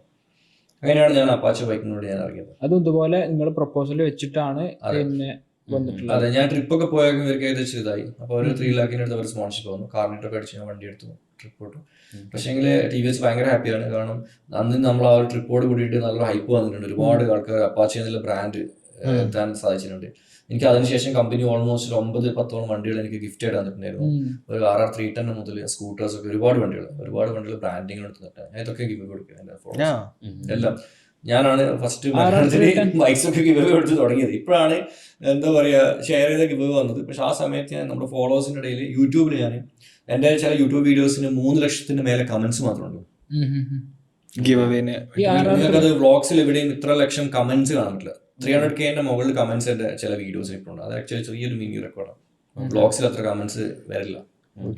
ഞാൻ അങ്ങനെ അടുപ്പിച്ച് കൊടുത്തില്ല. ഇപ്പോ നിങ്ങൾ പറഞ്ഞ പോലെ അപ്പോൾ TVSന് സ്പോൺസർഷിപ്പ് ഇല്ലോണ്ടോ പിന്നെ വേറെ അതുപോലെ സ്പോൺസർഷിപ്പ് വന്നുകൊണ്ടിരിക്കും ബാക്കി ട്രാവൽസ് ഒക്കെ മുന്നോട്ട് പോയത്, അതോ യൂട്യൂബ് റവന്യൂ, അതോ വേറെ യൂട്യൂബ് റവന്യൂസ് ഉണ്ടായിരുന്നു. യൂട്യൂബ് റവന്യൂസ് വരാൻ തുടങ്ങി. പിന്നെ ഞാൻ പറഞ്ഞു ട്രിപ്പ് തുടങ്ങി പകുതിക്ക് എത്തി, കൊറോണ വന്നു, തിരിച്ച് വീട്ടിൽ പോകേണ്ടി വന്നു. കൊറോണ സമയത്താണ് ശരിക്കും ഞങ്ങൾ നല്ല രീതിയിൽ റവന്യൂ ജനറേറ്റ് ചെയ്തത് യൂട്യൂബിൽ നിന്ന്. വെച്ചാൽ കോവിഡിന്റെ സമയത്താണ് ഒരുവിധ യൂട്യൂബേഴ്സിനൊക്കെ ആ ഒരു പീക്ക് ഹിറ്റ് ചെയ്യണത്. കാരണം പിന്നെ ആളുകളൊന്നും ചെയ്യാനില്ലാതെ പല ആളുകളും വീട്ടിലിരിക്കുക. ഞാനൊക്കെ ആ സമയത്ത് സ്ഥിരം കാണലുണ്ടായിരുന്നു നമ്മുടെ വ്ളോഗ്. അപ്പോൾ അന്നതാണ് ഇപ്പോൾ നമ്മൾ പ്രത്യേകിച്ചൊന്നും ചെയ്യാനില്ല, പുറത്ത് പോകാൻ പറ്റില്ല, കാര്യങ്ങളൊന്നുമില്ല. പിന്നെ ജിയോ വൈഫൈ നെറ്റ് കാര്യങ്ങളൊക്കെ പിന്നെ പ്രൈസ് കുറച്ചു, എല്ലാവർക്കും റിലേറ്റ് ചെയ്യാൻ പറ്റുന്ന സാധനങ്ങളാണ്. അപ്പോൾ ഇരുന്നിട്ട് 1.5 GB ഉണ്ട്, 1.5 GB ഇതുപോലെ വ്ളോഗ്സ് ഒക്കെ കണ്ട് തീർക്കുകയാണ് ചെയ്യുക. അപ്പോൾ പൊതുവെ ആളുകൾ ഇങ്ങനെ കാത്തിരിക്കുകയാണ്. അന്ന് ഇന്ത്യ മൊത്തം സ്റ്റക്കാണ്, പക്ഷെ നിങ്ങൾ പുറത്താണ്, നിങ്ങൾ യാത്ര ചെയ്തുകൊണ്ടിരിക്കുകയാണ്. അപ്പോൾ ആളുകൾ ഇങ്ങനെ ഡെയിലി ഓരോ വ്ളോഗിന് വേണ്ടിയിട്ട് കാത്തിരിക്കുക. ആ സമയത്തായിരിക്കും ചിലപ്പോൾ നിങ്ങൾക്ക് കമന്റ്സ് ഒക്കെ പീക്ക് ഹിറ്റ് ചെയ്താണോ? അല്ല, കമന്റ്സ് വന്ന് ഞാൻ പറഞ്ഞ പോലെ ആ ഒരു ഗിവ് അവേ ടൈമിലായിരുന്നു. പിന്നെ ആളുകൾ ഇങ്ങനെ ഡെയിലി കാത്തിരുന്നോണ്ടിരിക്കുകയാണ്. ഇപ്പൊ ഇവിടെ എത്തി, ഞാൻ അവിടുന്ന് അടുത്ത പിന്നെ യാത്ര എങ്ങനെയാണ്. അപ്പൊ അങ്ങനെ അവിടുന്ന് ഞാൻ ആക്ച്വലി തിരിച്ചൊരു വരവ് വന്നിരുന്നു കൊറോണ സമയത്ത്. കൊറോണയുടെ അതാണ് കാരണം ഞാൻ പറഞ്ഞല്ലോ, ഞാൻ എന്റെ ലൈഫിൽ ചലഞ്ചസ് ഒരുപാട് ഫേസ് ചെയ്തിട്ടുണ്ട്. അപ്പൊ ഇത് ഓക്കെ ചാകുന്ന ചാവാൻ പോയി കിടക്കാം എന്ന രീതിയിലാണ് നമ്മൾ പോണത്. പക്ഷെ അതിങ്ങനെ വൈറലാന്ന് വിചാരിച്ചില്ല. പിന്നീട് അത് കഴിഞ്ഞ് തിരിച്ച് വീട്ടിലെത്തിയപ്പോൾ എനിക്ക് പോലീസിൽ നിന്നാണെങ്കിലും എനിക്ക് അവരുടെ ഒരു ഇത് കിട്ടി. കാരണം ഡ്രോൺ പറത്താൻ വേണ്ടിയിട്ട് അവരുടെ അടുത്ത് നിന്ന്. അപ്പൊ ഡെയിലി ഇവരുടെ കൂടെ പോകും, ഇങ്ങനെ പുറത്തിറങ്ങി നടക്കുന്ന ആൾക്കാരൊക്കെ ഡ്രോൺ പിടിക്കും. ആ ഡ്രോൺ വിശ്വസിച്ച് ഇപ്പം ഞാൻ ഇടയ്ക്കിടയ്ക്ക് കണ്ടിച്ചിരിക്കും. ഡ്രോൺ ഞങ്ങൾ രാവിലെ എണീക്കും, പോലീസ് ഷിപ്പിൽ വേക്കിലിരിക്കും, ഞാൻ എന്റെ ഫ്രണ്ട് അഖിലിനുണ്ട്. അപ്പോൾ ഞങ്ങൾ ഓരോരോ ഏരിയ പോകും, പറത്താൻ പറയും, ഞങ്ങൾ പറത്തും. അപ്പൊ ഓരോ ആൾക്കാർ കളിക്കുന്നുണ്ട്, അവർ ഞങ്ങൾക്കാണ് ഓടും, പുഴക്കാരൊക്കെ ഓടുന്നുണ്ടാവും. നമ്മൾ വിഷ്വൽസ് ഒക്കെ എടുക്കും. എന്നിട്ട് ഇവര് പെർമിഷൻ ഉണ്ട്, ഞാൻ ഇതെടുത്ത് വ്ളോഗ് ചെയ്യും. അപ്പൊ ആൾക്കാർക്ക് ഇരുട്ടിയിലൊരു എസ്സേ ഉണ്ടായിരുന്നു. അല്ല അന്നത്തെ ഡ്രോൺ ഷൂട്ടുകൾ കുറെ ഭയങ്കര പോപ്പുലർ ആയ സാധനം ഒരാൾ കുളിക്കുന്നുണ്ടല്ലോ മൂവിയിൽ പല സീൻസും ഉണ്ട്. ഇത് മൂവിയിൽ ചില ഈ കൊറോണ റിലേറ്റഡ് മൂവീസിൽ പല സീൻസ് ഉണ്ട് ഇങ്ങനത്തെ. ഇതിന്റെ ഒറിജിനൽ എന്റെ അടുത്തുണ്ട്. ഒറിജിനൽ പിള്ളേരൊക്കെ കണ്ടെത്തുന്ന എണീറ്റ് ഓടുന്നുണ്ട് മോർഗൻ ചാടിയിട്ട്. ഒറിജിനൽ വിഷ്വൽസ് ഇപ്പൊ എന്റെ ആർട്ടിസ്റ്റ് കിടക്കുന്നുണ്ട്. 10 കൊല്ലം കഴിഞ്ഞിട്ട് ഒന്നും കൂടി അത് അപ്ലോഡ് ചെയ്യാൻ നല്ല രസമുണ്ട് കാണാൻ. ഓക്കെ. അപ്പൊ അത് കഴിഞ്ഞിട്ടുള്ള വലിയ യാത്ര ചെയ്തായിരുന്നു? അത് കഴിഞ്ഞ് പിന്നെ അറിയാം കോവിഡ് കഴിഞ്ഞു. അപ്പൊ എനിക്ക് ട്രിപ്പ് കണ്ടിന്യൂ ചെയ്യണമെന്നുണ്ടായിരുന്നു, നടന്നിട്ടില്ല. അങ്ങനെ ഞാൻ ഇൻ ബിറ്റ്വീൻ ഞാൻ വേറെ ട്രിപ്പ് പോയിട്ടുണ്ട്. ഞാൻ ആഫ്രിക്കയിൽ ഒരു 56 ഡേയ്സ് ഞാൻ ബാക്ക് പാക്ക് ചെയ്തിട്ടുണ്ട്.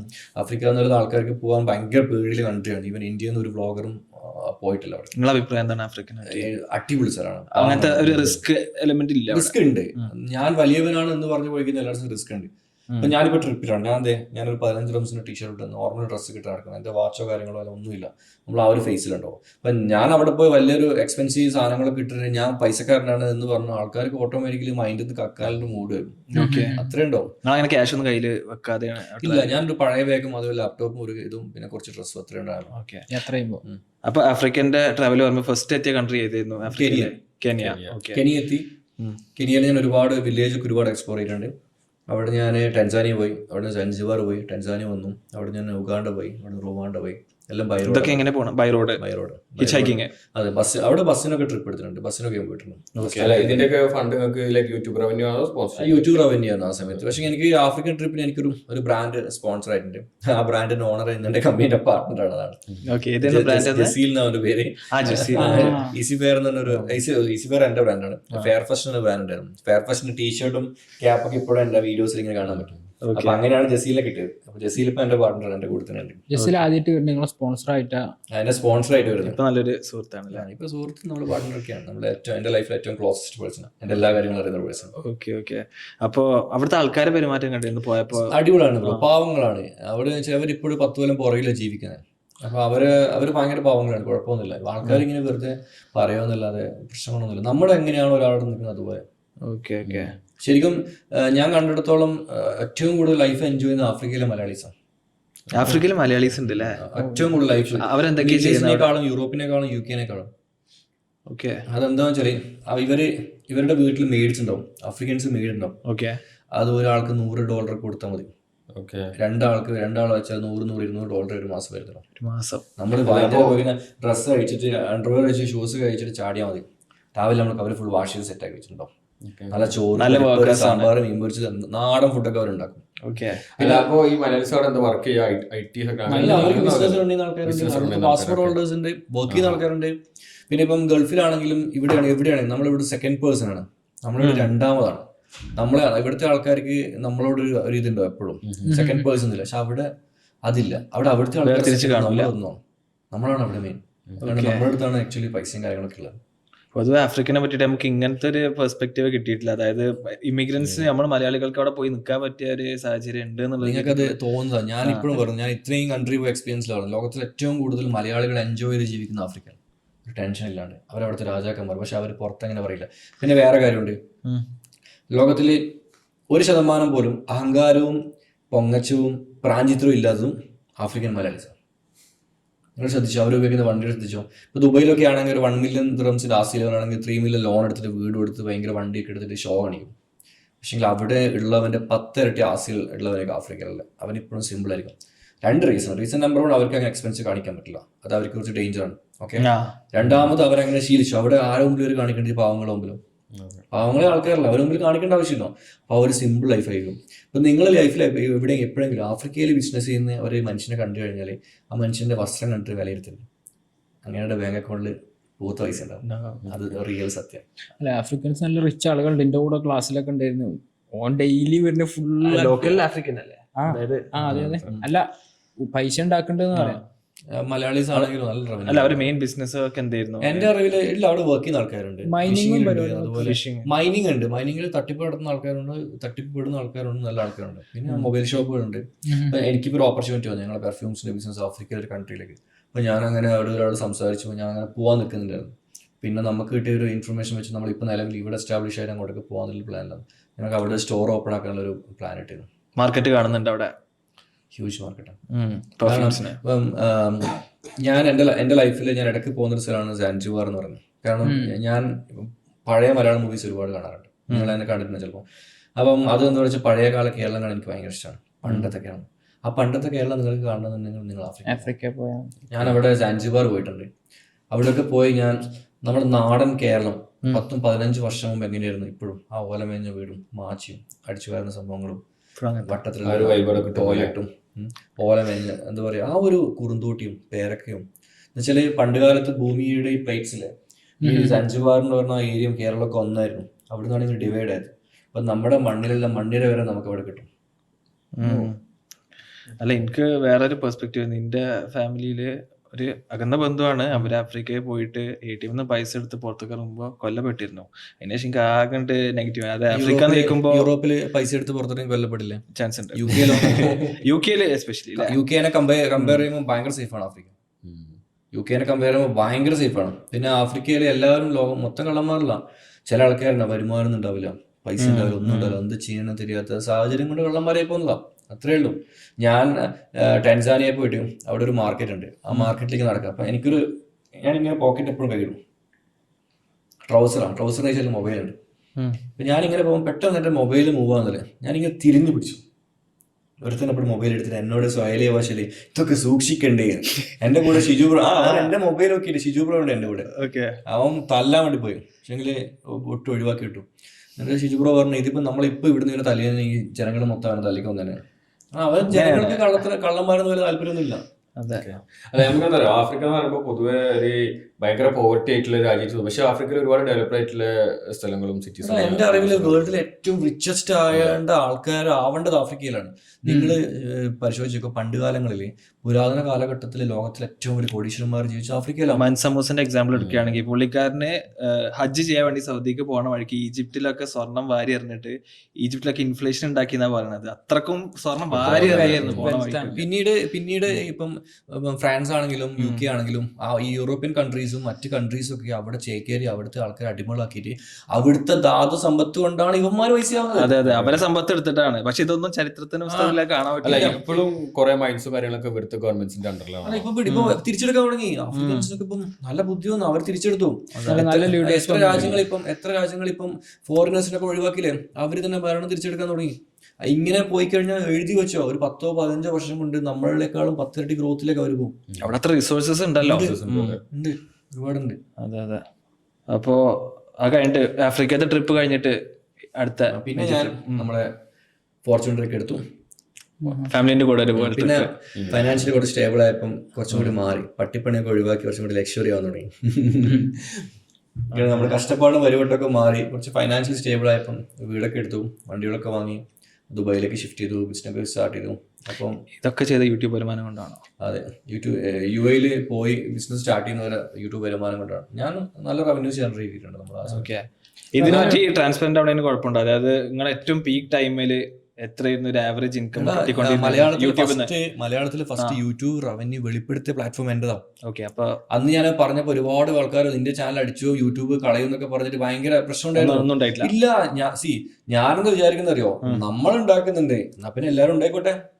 നമ്മൾ മാത്രം ഈ ആൾക്കാരെ യൂട്യൂബിൽ ഭയങ്കര പട്ടിണിയും പരിവട്ടവും ദാരിദ്ര്യം പറിച്ചിലും യൂട്യൂബിൽ ഇങ്ങനെ പറയും ബാക്കറ്റിൽ നല്ല റവന്യൂ ജനറേറ്റ് ചെയ്യുന്നു. അത് ശരിയല്ലല്ലോ, എല്ലാവർക്കും ജീവിക്കണം, നമ്മൾ മാത്രം ജീവിച്ചാൽ മതിയോ? ഞാൻ അന്ന് $500 $600 അങ്ങോട്ട് വരുമാനം വന്നപ്പോൾ ഞാൻ പറഞ്ഞു, അപ്പോൾ ഇതിങ്ങനെ കാണുമ്പോൾ പിന്നെ ഞാൻ എനിക്ക് ഇടുന്ന പൈസ ഞാൻ ചിലവാക്കാൻ തുടങ്ങി. വീട് വെക്കുന്നു, അത് വെക്കുന്നു, ഇതൊക്കെ ഞാൻ യൂട്യൂബ് റവന്യൂ ഉണ്ടാക്കിയ വീട്, യൂട്യൂബ് റവന്യൂ ഉണ്ടാക്കിയ കാറ്. അപ്പൊ ഇത് കാണുന്ന ആൾക്കാർക്ക് ഇവൻ പൈസ ആകുന്ന, എന്നാ പിന്നെ നമുക്ക് ആവുമല്ലോ, നമുക്ക് ട്രൈ ചെയ്ത് നോക്കാം. അങ്ങനെ ഒരുപാട് പേര് യൂട്യൂബിൽ വന്നിട്ടുണ്ട്. പേരൻസ് ആണെങ്കിലും പണ്ടൊക്കെ പേരൻസ് കുട്ടികളെ യൂട്യൂബൊക്കെ ഓപ്പൺ ആക്കുമ്പോൾ എന്താണെന്ന് വെച്ചാൽ ഒച്ചപ്പാടാക്കും. പേരൻസിന്റെ സപ്പോർട്ടാണ്, കാരണം അവർക്കറിയാം ഇത് പൈസ ഉണ്ടാക്കാൻ പറ്റുന്ന ഒരു മേഖലയാണെന്നുള്ളത്. ഇപ്പൊ ഞാൻ ഒരു മാസം ഓൾമോസ്റ്റ് 32 lakhs റവന്യൂ ജനറേറ്റ് ചെയ്തിട്ടുണ്ട്. ഒരു മാസം 32 lakhs ഡെയിലി വീഡിയോസ് ഇട്ടിട്ടാണോ? അല്ലല്ല, യൂട്യൂബ് റവന്യൂസ് മാത്രമല്ല, പ്രൊമോഷൻ വർക്കുകൾ കാര്യങ്ങൾ. പ്രൊമോഷൻ വർക്ക് മാറ്റി വെച്ച് കഴിഞ്ഞാൽ 32 lakhs. ഞാൻ UAE-ലായിരുന്നു. UAE ബേസ്ഡ് നമുക്ക് കുറച്ച് വർക്കുകൾ കിട്ടി. ഓക്കെ, അപ്പൊ ഞങ്ങളപ്പോൾ UAE ബേസ്ഡ് ആയിട്ട് അവിടെ നിന്ന് എടുക്കാൻ വേണ്ടി. അപ്പോൾ UAE നമുക്ക് നല്ല റവന്യൂസ് ആണ്. അപ്പോൾ 32 lakhs അടുത്തൊക്കെ ഞാൻ ഒരു മാസം ജനറേറ്റ് ചെയ്യുന്നത്. അതിനെ കൊണ്ടാണ് ഗോൾഡ് വിങ് ഒക്കെ വാങ്ങിയത്. ഫുൾ ക്യാഷ് ആണ്. ഓക്കെ. അല്ല, ഞങ്ങള് പിന്നെ ഫാമിലി ആയിട്ട് വേൾഡ് ടൂർ തന്നെയല്ലേ സ്റ്റാർട്ട് ചെയ്തത്? അത് പക്ഷെ കംപ്ലീറ്റ് ചെയ്തില്ലല്ലോ? ചെയ്തു. എന്റെ ഈ ഒരു ബൈക്ക് ട്രിപ്പ് മാത്രമേ കംപ്ലീറ്റ് ചെയ്തിരുന്നു. ഞാൻ വീട്ടിൽ നിന്ന് ഇറങ്ങി, നമ്മള് എന്താ പറയുക, ഇറാൻ വഴി കറങ്ങി പിടിച്ചു. ഞാൻ യൂറോപ്പിൽ പോയി, അവിടുന്ന് UK പോയി, അവിടുന്ന് ഫിനിഷ് ചെയ്തിട്ടാണ് ഞാൻ ഇവിടുന്ന് വണ്ടി നാട്ടിലോട്ട് ദുബൈയിൽ തിരിച്ചു കൊണ്ടപ്പോൾ അവിടെ യൂസ് ചെയ്ത് നാട്ടിൽ കൊണ്ടുപോയി. ആ വണ്ടി ഇപ്പോൾ കൊടുത്തിട്ടുണ്ടോ? അതില്ല, അത് ഞാൻ സെയിൽ ചെയ്തു. അത് എൻ്റെ ഫ്രണ്ടിന് ഞാൻ കൊടുത്തു. കാരണം ഞാൻ യൂസ് ചെയ്യുന്നില്ല ഒന്നാമത്. പിന്നെ അത് കംപ്ലീറ്റ് ഡിസ്പാൻഡ് ചെയ്ത് സ്റ്റോക്ക് മോഡിലേക്ക് മാറ്റി. അപ്പം നമുക്ക് വേണമെങ്കിൽ ഒരു സുവനീർ പോലെ വീട്ടിൽ വെക്കാം, പക്ഷെ അതിന്റെ ആവശ്യമില്ലല്ലോ, അതങ്ങനെ വെച്ചിട്ട് കാര്യമില്ലല്ലോ. കാരണം ആമിനെയാണ് വീട്ടിൽ വെച്ചത്. ഇതിപ്പോ ഞങ്ങളത് കൊടുത്തു, ഞങ്ങളത് സെയിൽ ചെയ്തു. യാത്ര ചെയ്യുമ്പോൾ ആഫ്രിക്കയിൽ ഭയങ്കര നല്ല എക്സ്പീരിയൻസസ് ഉണ്ടായിന്ന് പറഞ്ഞു. നിങ്ങൾ യാത്ര ചെയ്യുമ്പോൾ ഏറ്റവും കൂടുതൽ ഒരുപാട് സ്ഥലങ്ങളിൽ പോയിട്ടുണ്ടല്ലോ, ഏറ്റവും കൂടുതൽ പിന്നെ മോശാനുഭവങ്ങൾ ഉണ്ടായിട്ടുള്ള സ്ഥലങ്ങൾ പറയുകയാണെങ്കിൽ, അല്ലെങ്കിൽ മോശാനുഭവങ്ങളിൽ ഒറ്റ ഏതെങ്കിലും ഒരു അനുഭവങ്ങൾ ഷെയർ ചെയ്യാൻ വേണ്ടിയിട്ടാണെങ്കിൽ? അങ്ങനെയെന്ന് പറയാൻ എനിക്ക് ഇല്ല, മോശം അനുഭവം എന്ന് പറയാൻ എനിക്ക് ഇന്ത്യക്ക് പുറത്തുവിടെ എനിക്ക് നടന്നിട്ടുണ്ടായിട്ടില്ല. കാരണം നമ്മളെങ്ങനെയാണ് ആൾക്കാരുടെ അടുത്ത് പെരുമാറുന്നത് അതുപോലെയാണ്. ഇപ്പോൾ ഇവിടെ ഇപ്പോൾ ഞാൻ വന്നിട്ട് നിങ്ങളോട് ഒച്ചപ്പാടും പോലൊക്കെ എനിക്കിവിടെ മോശം കിട്ടും. ഞാൻ നിങ്ങളോട് നല്ല സഹകരിച്ചു നിന്നാൽ എനിക്ക് അതിന് പ്രശ്നങ്ങൾ തോന്നിയിട്ടു. പിന്നെ ബൈക്കേഴ്സ് പറഞ്ഞാൽ അവർക്ക് ഇനിയിപ്പോൾ എത്ര വലിയ കലാപം നടക്കുന്ന രാജ്യത്ത് പോയി കഴിഞ്ഞാലും ബൈക്കേഴ്സിന് റെസ്പെക്ട് കിട്ടും. ഇന്റർനാഷണൽ ബൈക്കേഴ്സ് അതൊരു ഇതാണ്. ഇപ്പം സൗത്ത് അമേരിക്കയിൽ എവിടെയോ പോയിക്കോട്ടെ, ഞാൻ വീഡിയോസ് കണ്ടിട്ടുണ്ട്, ഫുള്ളും അടി വെച്ചപ്പാട് കല്ലേറൊക്കെ നടക്കുന്ന ഇടയിൽ 2 ഇന്ത്യൻ ബൈക്കേഴ്സ് ഡ്രൈവ് ചെയ്യുമ്പോൾ ആൾക്കാർ റെസ്പെക്ട് ചെയ്ത് മാറി കൊടുക്കുന്നുണ്ട്. അങ്ങനെ കണ്ടൻസ് ഞാൻ കണ്ടിട്ടുണ്ട്. അപ്പോൾ അതുപോലെ നമുക്ക് ബൈക്കേഴ്സിന് എപ്പോഴും റെസ്പെക്ട് കിട്ടും. പിന്നെ റേസിസം ഉള്ള ഒരുപാട് കൺട്രീസ് ഉണ്ട്, ഒരുപാട് ഇപ്പം ജോർജിയൊക്കെ ഭയങ്കര റേസിസാണ്. ഞാനൊക്കെ എപ്പോഴും പോയാലും പ്രശ്നമാക്കുന്ന ഒരു കൺട്രിയാണ് ജോർജിയ. ഫേസ് ചെയ്തിട്ടുണ്ട്. പിന്നെ ഞാൻ ഫേസ് ചെയ്തിട്ടുണ്ട് ഒരുപാട് തവണ. ലോക്കൽസ് ഒക്കെ അടിപൊളിയാണ്, നല്ല ആൾക്കാർ, കുഴപ്പമൊന്നുമില്ല. പക്ഷെ ആ ഒഫീഷ്യൽസ് ഒക്കെ നമ്മുടെ എയർപോർട്ടിൽ നിന്നൊക്കെ ഫുള്ള് ഡീപ്പോർട്ട് ചെയ്തു. ഫാമിലിനൊക്കെ ദുബൈയിൽ നിന്ന് റെസിഡൻസ് ആയ ഫാമിലിനൊക്കെ പോകുമ്പോഴേക്കും അവരെ പിടിച്ച് ഡീപ്പോർട്ട് ഒക്കെ ചെയ്തിട്ട് വിട്ടിട്ടുണ്ട്. പാവങ്ങളെ നമ്മൾ കണ്ടിട്ടുണ്ട്. ഡീപ്പോർട്ടേഷൻ ഒക്കെ ഒരുപാടുണ്ട്. പിന്നെ പൈസ കൊണ്ട് പൈസന്റെ ആവശ്യമാണോ അതോ ജസ്റ്റ് അല്ല, അവർ എനിക്ക് തോന്നുന്നു അവർ യൂറോപ്യൻ യൂണിയനിൽ കയറാൻ വേണ്ടിയുള്ള കളിയാണ്. അപ്പൊ അതുകൊണ്ട് അവിടുത്തെ അവരെ കുറ്റം പറയാൻ പറ്റില്ല. ഒരുപാട് നോർത്ത് ഇന്ത്യൻസ് ഒക്കെ പോയി നല്ല രീതിയിൽ പറയിപ്പിച്ച് വിടുന്നുണ്ട്. സ്റ്റുഡന്റ് വിസയിലും മറ്റേ വിസയിലൊക്കെ പോയി ചാടിയിട്ട് പണിയെടുത്തിട്ട് ഒരുപാട് പറയിപ്പിക്കുന്നുണ്ട്. അപ്പൊ അതുകൊണ്ടായിരിക്കാം അവര് നോക്കുന്നത് അവരെ രാജ്യത്തിന്റെ സുരക്ഷയാണ്. അപ്പൊ അവര് നമ്മുടെ നാട്ടുകാരാണ് ഏറ്റവും കൂടുതൽ പ്രശ്നമാക്കുന്നത്. അപ്പം നമുക്ക് ഇട്ട് പണി. ഓക്കെ. എന്നിട്ടിപ്പോ ഇപ്പൊ യു കെക്കാണല്ലോ ഇപ്പൊ final destination. UK wing walking ചെയ്യാൻ പോവാണ്. ഞാനൊരു 2 years മുന്നേ ഞാൻ ട്രൈ ചെയ്തിരുന്നു, അന്ന് പക്ഷെ നടന്നിട്ടില്ല. ഇപ്പൊ ഓക്കെയാണ്. 17 ഡേറ്റ് കിട്ടിയിട്ടുണ്ട്. ഒക്ടോബർ ലാസ്റ്റ് അവർ ചെയ്യുന്നില്ല. അത് കഴിഞ്ഞ പിന്നെ ഇത് ആർക്കും ബുക്ക് ചെയ്യാൻ പറ്റുമോ? വിങ് വാക്ക് പറ്റും. പൈസ ആർക്കും ബുക്ക് ചെയ്യാൻ പറ്റും. ചെയ്യാനുള്ള ധൈര്യം ഉണ്ടായി പറ്റില്ല. മുന്നേ ഇതേപോലെ പോയിട്ട് മടങ്ങിയതോ? അല്ല, മുന്നേ ബുക്ക് ചെയ്യാൻ പോയിട്ട് പിന്നെ അന്ന് എനിക്ക് നടന്നിട്ടില്ല. പിന്നെ ഓരോ ടൈമിംഗ് ഉണ്ട്. ഈ ഒരു സീസൺ ഇത്ര ഡേ, ഇപ്പൊ October 30 വരെ മാത്രമേ ഉള്ളൂ. ഇനി അത് കഴിഞ്ഞാൽ പിന്നെ വിന്റർ തുടങ്ങില്ല. ഇനിയിപ്പോൾ ഒരു മാർച്ച് ഏപ്രിൽ കഴിഞ്ഞിട്ട് ഒരു സ്ലോട്ട് സ്റ്റാർട്ട് ചെയ്യുള്ളൂ. കഴിഞ്ഞിട്ട് തിരിച്ച് നാട്ടിൽ പോകും? ഇല്ല, ഞാൻ വെതർ ഓക്കെ ആണെങ്കിൽ ഞാൻ സ്കോട്ട്ലൻഡൊക്കെ പോയി എന്ന് വരും, എന്നിട്ട് തിരിച്ചു വരും. യൂറോപ്പിൽ ഇറങ്ങിയിട്ട് തിരിച്ച് യൂറോപ്പിൽ ഇറങ്ങി വണ്ടി എവിടെയെങ്കിലും സേഫ് ആക്കിയിട്ടൊന്ന് കവർ ചെയ്ത് വെച്ചിട്ട് ഞാൻ തിരിച്ചു പോകും. ഓക്കെ. ഇപ്പൊ എന്താ മല്ലു ട്രാവലറിന്റെ വീഡിയോസ് കുറെ കാരണം യൂട്യൂബിൽ കാണുന്നില്ല. അത് ഞാൻ പറഞ്ഞില്ല, ഞാനൊരു 1.5 years ഞാൻ ബ്രേക്ക് എടുത്ത് ഞാൻ ബിസിനസ്സിൽ ഫോക്കസ് ചെയ്തു. ഞാൻ ബിസിനസ് മാത്രം ഫോക്കസ് ചെയ്ത് പ്ലാറ്റ്ഫോം ഒഴിവാക്കി. അപ്പോൾ അതിൽ എൻ്റെ സൈഡ് വന്നൊരു തെറ്റെന്ന് വെച്ചാൽ നമ്മൾ ഇഷ്ടപ്പെടുന്ന ഇപ്പോഴും വീഡിയോസ് കാണാൻ ആഗ്രഹിക്കുന്ന ഒരുപാട് പേരുണ്ട്. അപ്പോൾ അവരൊക്കെ നിരാശപ്പെടുത്തിയാണ്. അതാണ് എൻ്റെ സൈഡ് വന്നൊരു തെറ്റ്. എന്തുകൊണ്ടാണെന്ന് അറിയില്ല. പിന്നെ മൈൻഡൊക്കെ ഒന്ന് ഔട്ടാൻ തുടങ്ങി. കാരണം എനിക്കിഷ്ടമുള്ള കാര്യമല്ല ഞാൻ ചെയ്യുന്നത്. അപ്പം അങ്ങനെ വന്നപ്പോഴാണ് പ്രശ്നം വന്നത്. ഇപ്പം ബിസിനസ് കംപ്ലീറ്റ് ഹാൻഡ് ഓവർ ചെയ്തു. ഇനി ഫുൾ ടൈം യൂട്യൂബിലേക്ക് ഇരിക്കാനാണ് പ്ലാൻ. ഓക്കെ. ഈ യാത്രകളിൽ പിന്നെ ഇപ്പോൾ ആദ്യം മുതലാണെങ്കിൽ പറഞ്ഞ ആളുകൾ ഒരുപാട് ഫൈനാൻഷ്യലി സപ്പോർട്ട് ചെയ്തു, സ്പോൺസേഴ്സ് വന്നു, ഇങ്ങനെയുള്ള ഒരുപാട് സപ്പോർട്ട്സ് ഒക്കെ വന്നു. പിന്നെ യൂട്യൂബിലാണെങ്കിലും നല്ല പിന്നെ റെസ്പോൺസസ് ഉണ്ടായിരുന്നു. അതുപോലെ തന്നെ എനിക്ക് ഓർമ്മ, നിങ്ങൾ പിന്നെ മലപ്പുറത്ത് കോട്ടക്കല്ലൊക്കെ വരുന്ന സമയത്ത് ഒരു സ്റ്റോപ്പ് എടുക്കുകയാണെങ്കിൽ ഒരുപാട് ആളുകൾ സറൗണ്ട് ചെയ്തിട്ട് പിന്നെ അങ്ങനെ നല്ല രീതിയിൽ റെസ്പോൺസസ് ഉണ്ടായിരുന്നു ഒരു സമയത്ത്. പിന്നീട് പതിയെ റെസ്പോൺസസ് കുറഞ്ഞു തുടങ്ങി. ഫീൽ ചെയ്തിട്ടില്ലേ? അല്ല, റെസ്പോൺസ് ഇപ്പോഴും പബ്ലിക്കിലേക്ക് ഇറങ്ങുമ്പോൾ നമുക്ക് റെസ്പോൺസ് അതുപോലെ തന്നെ കിട്ടുന്നുണ്ട്. അതിൽ യാതൊരു മാറ്റം, മെസ്സേജ് ആണെങ്കിലും നമുക്ക് വരുന്ന അപ്രോച്ച് ആണെങ്കിലും. പക്ഷേ വ്യൂവേഴ്സ് നമുക്ക് പറഞ്ഞു. അതിപ്പോൾ നിങ്ങളെ പെർസ്പെക്റ്റീവിൽ നിന്ന് കാണുകയാണ്. അപ്പോൾ നിങ്ങളെ പെർസ്പെക്റ്റീവ് അങ്ങനെ പോകുമ്പോൾ ഇപ്പം ഞാൻ മനസ്സിലാക്കിയെന്ന് വെച്ചാൽ മല്ലു ട്രാവലർ എന്നുള്ള ഒരു വ്യക്തിനെ ഇപ്പോൾ പേഴ്സണലി ഡെയിലി നേരിട്ട് കാണുന്ന ആളുകൾ ചിലപ്പോൾ ഒരു 100 ആളായിരിക്കും. ഒരു ആവറേജ് എടുക്കുകയാണെങ്കിൽ ഒരു 500 ആൾ കൂട്ടുക. പക്ഷേ പിന്നെ ഡിഫറെൻറ്റ് സോഷ്യൽ മീഡിയ പ്ലാറ്റ്ഫോംസിലൂടെ നിങ്ങൾ കാണുന്ന ആളുകൾ 10,000-ങ്ങളോ ചിലപ്പം മില്യൺസോ ഒക്കെ ആയിരിക്കും. അപ്പോൾ ആ ഒരു രീതിയിൽ ആളുകളുടെ ഉള്ളിലുള്ള ഒരു മല്ലു ട്രാവലർ എന്ന് വെച്ചാൽ ഇപ്പം നമ്മുടെ മനസ്സിലൊക്കെ ഒരു ക്യാരക്ടർ ഉണ്ടാവില്ല. ഇപ്പോൾ നിങ്ങൾ നേരിട്ട് കാണുക ഒന്നും ചെയ്തിട്ടുണ്ടായിരുന്നില്ല. അപ്പം നമ്മുടെ മനസ്സിലുള്ള ഒരു ക്യാരക്ടറിനെ നമ്മളിങ്ങനെ ബിൽഡ് ചെയ്തിരിക്കുകയാണ്. നമ്മളെ പിന്നെ മല്ലു ട്രാവലർ ഇങ്ങനെ ആയിരിക്കണം. ഇപ്പോൾ ഇയാൾ ഈ യാത്രകളൊക്കെ ഒക്കെയാണ് ചെയ്യുന്നത്. അപ്പോൾ അതിലൂടെ ഇത്തരം പിന്നെ ലേണിങ്സ്, ടീച്ചിങ്സ് നമുക്ക് ഒരുപാട് കാര്യങ്ങൾ പറഞ്ഞു തരുന്ന ആളാണ്. അങ്ങനത്തെ രീതിയിൽ ആളുകൾ പിന്നെ കണ്ടുവരുന്ന ഒരു സാഹചര്യമുണ്ട്. പക്ഷെ പെട്ടെന്നൊരു സാഹചര്യത്തിൽ ഇപ്പം ഞാൻ ശ്രദ്ധിച്ചത് എന്താ വെച്ചാൽ ഇപ്പോൾ കമന്റ് ബോക്സുകളിലാണെങ്കിലും അല്ലെങ്കിൽ ഇപ്പോൾ നിങ്ങളെക്കുറിച്ച് എവിടെയെങ്കിലും ആരെങ്കിലും എന്തെങ്കിലും പറയുകയാണെങ്കിലും ഭയങ്കര രീതിയിൽ ആളുകൾക്ക് ഹെയ്റ്റ് ഉണ്ട്. ആ ഹെയ്റ്റിന് വരാൻ എന്തെങ്കിലും കാരണം നിങ്ങൾ പിന്നെ നിങ്ങൾക്ക് തോന്നുന്നത് എന്താണ്? എന്തുകൊണ്ടായിരിക്കും ആളുകൾക്ക് ഇത്രയധികം ഹെയ്റ്റ് വരുന്നത് എന്നുള്ളത്? അത് ഒന്നാമത് എന്താ വെച്ചാൽ ഞാൻ വീഡിയോസ് ഇങ്ങനെ അഭിനയിക്കില്ല, ഞാൻ എൻ്റെ റിയൽ ക്യാരക്ടർ ആണെങ്കിലും. ഓക്കെ, ഒരാൾ വീഡിയോസിൽ പോയി ജനങ്ങൾക്ക് ആവശ്യമുള്ളത് പോലെ ഒന്ന് മെരുങ്ങി നിന്ന് സംസാരിക്കുമ്പോൾ അവർക്ക് അക്സെപ്റ്റ് ചെയ്യാൻ പറ്റും. പിന്നെ കോമാളിത്തരം കാണിക്കുവാണെങ്കിൽ അക്സെപ്റ്റ് ചെയ്യാൻ പറ്റും. ഇപ്പോൾ കേരളത്തിൽ ഏറ്റവും കൂടുതൽ റീച്ച് ഉള്ളത് കോമാളികൾക്കാണ്. കോമാളിത്തരം കളിക്കുന്ന ആൾക്കാരെ ജനങ്ങൾക്ക് ഭയങ്കര ഇഷ്ടം. കാരണം ജനങ്ങളുടെ മുന്നിൽ നോക്കുമ്പോൾ അവരെക്കാൾ വലിയവനായിട്ട് ഒരാൾ വേണ്ട, അവരെക്കാളും താഴെത്തട്ടിലുള്ള ആൾ മതി. ഈ ഒരു കൺസെപ്റ്റാണ്. അപ്പം എൻ്റെ ക്യാരക്ടർ ഞാൻ പറഞ്ഞല്ലോ, ഞാൻ വണ്ടി എടുക്കുന്നുണ്ട്, ഞാൻ സ്പെൻഡ് ചെയ്യുന്നുണ്ട്, ഞാൻ എൻ്റെ ലൈഫ് ലക്ഷറിയിലേക്ക് മാറുന്നുണ്ട്. അപ്പോൾ ഒരു കാലത്ത് ഒരു എന്താ പറയുക, ഒരു താഴത്തെ സ്ട്രഗിൾ ചെയ്തൊരു വ്യക്തി പെട്ടെന്ന് നമ്മളെല്ലാവരും കണ്ടുകൊണ്ട് നമ്മളുടെ വീഡിയോസ് കണ്ട് നമ്മുടെ റവന്യൂ കൊണ്ട് നന്നായി എന്നൊരു ഫീലാണ്. അത് ഒരു 90% ആൾക്കാർക്കും ഒരു കുഴപ്പമില്ല. ഓക്കെ, അവർക്ക് ഞാൻ നന്നാവുന്നത് ഭയങ്കര ഇഷ്ടമാണ്, പ്രശ്നമൊന്നുമില്ല. ബാക്കി 10% ആൾക്കാരിൽ ഒരു 1-2% ആൾക്കാരുണ്ടാവും ഇവർക്ക് അത് കുരുവെട്ടോ. ഈ കുരുവെട്ടുന്ന ആൾക്കാരാണ് കമന്റ് ബോക്സിൽ വന്നിട്ട് കമന്റ് ചെയ്യുക. ഓക്കെ, നിങ്ങൾ പറഞ്ഞ ഈ പെർസെൻറ്റേജ് വൈസ് എടുക്കുകയാണെങ്കിൽ ഇപ്പൊ വ്യൂവേഴ്സ് ആണോ അല്ലെങ്കിൽ നിങ്ങളെ കൂടുതലുള്ള ആളുകളാണോ? അപ്പൊ ഒരു കാര്യം ഞാൻ ചോദിക്കാന്ന് വെച്ചാൽ, ഇപ്പോൾ ആദ്യ സമയങ്ങളിൽ പിന്നെ വീഡിയോസിൽ ഒരുപാട് ക്യാരക്ടേഴ്സ് നിങ്ങൾ കാണിക്കുമായിരുന്നു, നിങ്ങളെ കൂടെയുള്ള ആളുകൾ, നിങ്ങളെ കൂട്ടുകാർ, പിന്നെ നിങ്ങളെ കൂടെ ട്രാവൽ ചെയ്യുന്ന ആളുകൾ. അപ്പൊ അവരും ഇതുപോലെ ഇപ്പം നിങ്ങളെങ്ങനെയാണോ ആളുകളുടെ മനസ്സിൽ രജിസ്റ്റർ ചെയ്യപ്പെടുന്നത്, അതുപോലെ തന്നെ ഇപ്പം നിങ്ങളെ കൂടെ ട്രാവൽ ചെയ്യുന്ന ആളുകൾ രജിസ്റ്റർ ചെയ്യപ്പെടുന്നുണ്ട്. കാരണം അവർ പിന്നെ ബൈക്കുകൾ ഇഷ്ടപ്പെടുന്ന ആളുകളാണ്. അപ്പോൾ നിങ്ങളടുത്ത് ഒരു പിന്നെ ആഫ്രിക്കൻ ട്വിനുള്ള ആളുകളുണ്ടാവും, പിന്നെ ഗോൾഡ് വിങ് ഉള്ള ആളുകൾ, പല ബൈക്സും കാര്യങ്ങളും. അപ്പോൾ ആ ഒരു പിന്നെ പ്രിയം കൊണ്ട് ആളുകൾക്ക് അങ്ങനത്തെ ഒരു ക്യാരക്ടറും രജിസ്റ്റർ ആവപ്പെടുന്നുണ്ട്. പക്ഷെ പിന്നീട് പിന്നെ ആ ക്യാരക്ടേഴ്സ് പിന്നെ വീഡിയോയിൽ നിന്ന് മാറുന്നു. ഇപ്പൊ നിങ്ങൾ ചിലപ്പോൾ ഓരോരുത്തർ ഇഷ്ടമായിരിക്കും. ഇപ്പൊ നിങ്ങളെ വൈഫ് ആദ്യം പിന്നെ ക്യാമറയുടെ മുന്നിൽ വരില്ല ആളല്ലായിരുന്നു, പിന്നെ ഫേസ് കാണിക്കല്ലായിരുന്നു. അപ്പോൾ അത് അവരുടെ ഇഷ്ടമാണ്. അതുപോലെ ചിലപ്പോൾ അവർ പിന്നെ ഈ പറഞ്ഞ ക്യാരക്ടേഴ്സും അവരുടെ ഇഷ്ടങ്ങൾ കൊണ്ട് മാറിയതാവാം. അപ്പോൾ പിന്നെ ഫ്രണ്ട് സർക്കിൾസ് ഒരുപാട് ഇങ്ങനെ ചേഞ്ച് ചെയ്യുന്നുണ്ട് നിങ്ങൾക്ക് തോന്നിയിട്ടുണ്ട്? കാരണം വീഡിയോ കാണുന്ന ആള് അല്ലെങ്കിൽ പിന്നെ നിങ്ങളെ ഫോളോ ചെയ്തിരുന്ന ഒരാൾ എന്നുള്ള നിലക്ക് പല കാര്യങ്ങളും നമ്മൾക്കിങ്ങനെ എന്തൊക്കെയാണ് മാറുന്നത്, എന്തൊക്കെ മാറ്റങ്ങൾ സംഭവിക്കുന്നു എന്നുള്ളത് നമുക്ക് ഇങ്ങനെ വിലയിരുത്താൻ വേണ്ടി പറ്റുമല്ലോ. പിന്നെ നമ്മളെ പെർസ്പെക്റ്റീവിൽ നിന്ന്, അതായത് പറഞ്ഞു വീണ്ടും കാണുന്ന ആളുകളുടെ പെർസ്പെക്റ്റീവിൽ നിന്ന്. അപ്പൊ അങ്ങനെ നിങ്ങൾക്ക് പിന്നെ ഒരു ഷിഫ്റ്റിംഗ് തന്നെ ചെയ്തുകൊണ്ടേ ഇരിക്കുന്നുണ്ടെന്ന് തോന്നിയിട്ടുണ്ടോ? ഫ്രണ്ട്സ് പറയുമ്പോൾ എനിക്ക് ഞാൻ പറയാം, അപ്പം എന്നെ അപ്രോച്ച് ചെയ്യുന്ന ആൾക്കാർ പല തരത്തിലാണ്. ഫോർ എക്സാമ്പിൾ ഇപ്പം എന്നെ എന്നല്ല, ഓക്കെ, ഫോർ ഇൻഫ്ലുവൻസർ കേട്ടോ, ഞാനിപ്പോൾ UAE ഒരു ഇൻഫ്ലുവൻസ് പോകണം. അപ്പോൾ അവിടുത്തെ ഒരുപാട് ബിസിനസ്സുകാരൊക്കെ വന്നിട്ട് നമ്മൾ അപ്രോച്ച് ചെയ്യും. അവർ ചക്കര തേനെ പാലെന്ന് വിളിക്കും, അവരെ കൂട്ടിക്കൊണ്ടൊപ്പം ഫുഡൊക്കെ തരും, പിന്നെ അവർ ചിലപ്പോൾ ഗിഫ്റ്റൊക്കെ തരും. അപ്പോൾ ഇതൊരിക്കലും ഫ്രണ്ട്ഷിപ്പ് അല്ല.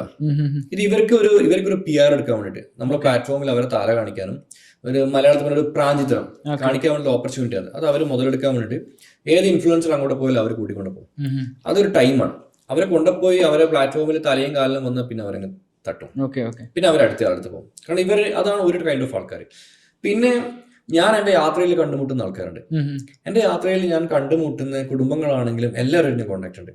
ഇപ്പൊ ഞാൻ പറയാം, എൻ്റെ തുടക്കത്തിൽ എനിക്ക് വിസ ഹെൽപ്പ് ചെയ്ത ആൾക്കാരുണ്ട്. ഇവർക്ക് ഇപ്പോഴും ഞാനായിട്ട് കോൺടാക്ട് ഉണ്ട്.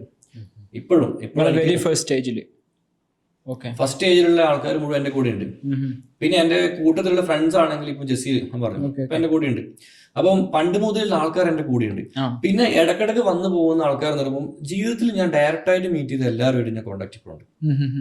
ഞാൻ മനസ്സിലാക്കും. May be social media influencers ആയിട്ട് ചിലപ്പോൾ നമ്മൾ അകന്നിരുന്നേക്കാം.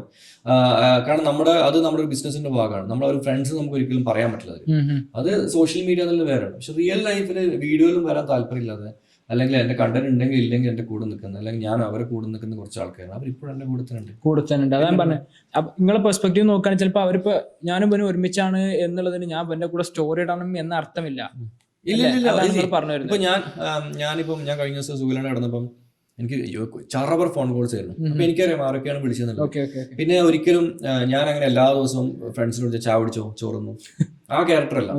എനിക്ക് തന്നെ ആവശ്യമില്ല. ഇപ്പൊ ഞാൻ രാവിലെ വണ്ടി എടുക്കുന്നു, 7 മണിക്ക് എണീക്കുന്നു, വണ്ടി ഡ്രൈവ് ചെയ്യുന്നു, വ്ലോഗ് ചെയ്യുന്നു, വൈകുന്നേരം റൂമിലെത്തുന്നു, എല്ലാം കൂടി ചാർജറൊക്കെ വെച്ചിട്ടുണ്ട്, കുളിച്ച് ഫ്രഷ് ആകുന്നു, എഡിറ്റ് ചെയ്യുന്നു, കിടന്നുറങ്ങുന്നത്, 10 മണിക്ക് കിടന്നു, രാവിലെ എഴുതുന്നു. ഇതാണ് എന്റെ ലൈഫ് ഇപ്പം. അപ്പൊ ഇതിനിടയിൽ എനിക്ക് ഈ കാണുന്ന എല്ലാവരും എനിക്ക് വിളിച്ച് സംസാരിക്കാൻ പറ്റണമെന്നില്ല. പക്ഷെ എന്നാലും ഞങ്ങൾ കണക്ഷൻസ് ഉണ്ട്. സ്റ്റോറീസ് ഒക്കെ ഇടുമ്പോൾ അത് ഇടുമ്പോൾ ഇതൊക്കെ കണക്ഷൻസ് ഉണ്ട്. മല്ലു ട്രാവലർ ഇപ്പോഴത്തെ ഒരു അവസ്ഥയിൽ മുമ്പ് ചെയ്ത ഇപ്പൊ കുറെ മാറിയിട്ടുണ്ടല്ലോ ലൈഫിലുള്ള പെർസ്പെക്റ്റീവും കാര്യങ്ങളൊക്കെ. മുമ്പ് ചെയ്ത എന്തെങ്കിലും കാര്യങ്ങൾ റിഗ്രറ്റ് തോന്നിയിട്ടുണ്ടോ? അങ്ങനെ ചെയ്യാൻ പാടില്ലായിരുന്നു? റിഗ്രറ്റ് എന്ന് വെച്ചാൽ ഇല്ല, റിഗ്രറ്റ് ആയിട്ട് തോന്നിയിട്ടില്ല. ക്യാരക്ടറിൽ കുറച്ച് ചേഞ്ചസ് വരുത്താമായിരുന്നു, കാരണം അഭിനയിക്കാമായിരുന്നു തോന്നിയിട്ടുണ്ട്. റിയൽ ആയിട്ട് നിൽക്കാതെ ഒന്നും കൂടി ആക്ട് ചെയ്തിരുന്നെങ്കിൽ കുറെ ആൾക്കാർക്ക് ഈ പറഞ്ഞ പ്രശ്നങ്ങൾ ഉണ്ടായിരുന്നില്ല. അതാണ്. പിന്നെ ഇപ്പോഴും ഞാൻ ഇപ്പൊ യൂട്യൂബ് ചെയ്യുന്നുണ്ട്. ഞാൻ എല്ലാ ദിവസവും എഴുന്നേറ്റ് വർക്ക് ചെയ്യുന്നുണ്ട്. അതൊരിക്കലും റവന്യൂവിന് വേണ്ടിയിട്ടല്ല. ഫസ്റ്റ് ഓഫ് ഓൾ എൻ്റെ യഥാർത്ഥ വരുമാനത്തിൻ്റെ ഒരു 10% പോലും അല്ല ഇപ്പോൾ സോഷ്യൽ മീഡിയ റവന്യൂ എന്ന് പറഞ്ഞാൽ. എനിക്ക് റവന്യൂ സോഴ്സ് വേറെയുണ്ട്. എന്നിട്ട് ഞാനിപ്പോൾ കണ്ടിന്യൂ ചെയ്യുന്ന വെച്ചാൽ 2 കാര്യം. ഒന്ന്, നമ്മൾ ഇഷ്ടപ്പെടുന്ന കുറച്ച് ആൾക്കാരാണ്, ചിലപ്പോൾ 1000 പേരായിരിക്കാം, ചിലപ്പോൾ 2000 പേര്, 10000 പേരായിരിക്കാം. ഈ 10000 പേർക്കും അവർക്ക് വേണ്ട കണ്ടന്റ് കൊടുക്കും. അതാണ് എൻ്റെ ഇപ്പോഴത്തെ ആവശ്യം. ഈ ഒരൊറ്റ ലക്ഷ്യം മാത്രമാണ് ഈ വേൾഡ് ട്രിപ്പിൽ ഞാൻ ക്യാമറ നോക്കി വരാനുള്ള ആവശ്യം. ഇതൊരു ഭാരമായിട്ട് തോന്നുന്നുണ്ട്, ഒരു പ്രഷർ, അതായത് ചെയ്യാൻ താല്പര്യമില്ലെങ്കിലും ഞാൻ ചെയ്തുകൊണ്ടേ ഇരിക്കണല്ലോ എന്നുള്ളൊരു എനിക്ക് ആക്ച്വലി കുറച്ചു കാലം മുന്നേ അങ്ങനെ ഉണ്ടായിരുന്നു.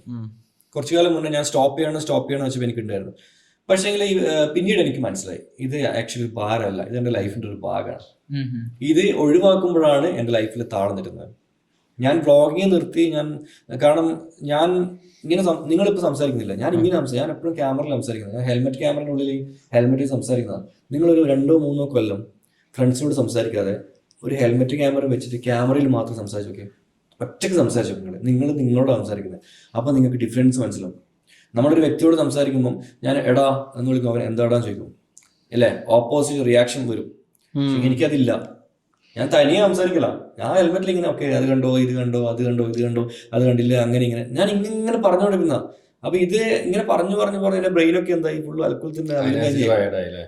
അതാണ് എന്റെ മൈൻഡൊക്കെ കട്ടാവാനുള്ള മെയിൻ റീസൺ പറഞ്ഞത്. അത് സംഭവം ഞാൻ ചോദിക്കട്ടെ, യാത്രകൾ ചെയ്യുന്നതിന്റെ ഇടയിൽ നിങ്ങൾ സഫീഷ്യന്റ് ആയിട്ടുള്ള ബ്രേക്സ് എടുക്കാത്തതുകൊണ്ട് സംഭവിച്ചൊരു പ്രശ്നമാണ് തോന്നിയിട്ടുണ്ടോ? അല്ലെങ്കിൽ ഞാൻ അത് ചെയ്യുന്ന സമയത്ത് ഇപ്പൊ നിങ്ങൾ പറഞ്ഞു കണ്ടിന്യൂസ് ആയിട്ട് 2-3 വർഷം വേറെ ആരും സംസാരിക്കാതെ, ഈ ക്യാമറയിൽ മാത്രം സംസാരിച്ചുകൊണ്ട് നടക്കുന്ന സമയത്ത് അപ്പൊ നിങ്ങൾ ഭയങ്കര കംഫർട്ടബിൾ ആണ്, അതുകൊണ്ടായിരിക്കുമല്ലോ നിങ്ങൾ കണ്ടിന്യൂസ് ആയിട്ട് ചെയ്യുന്നത്.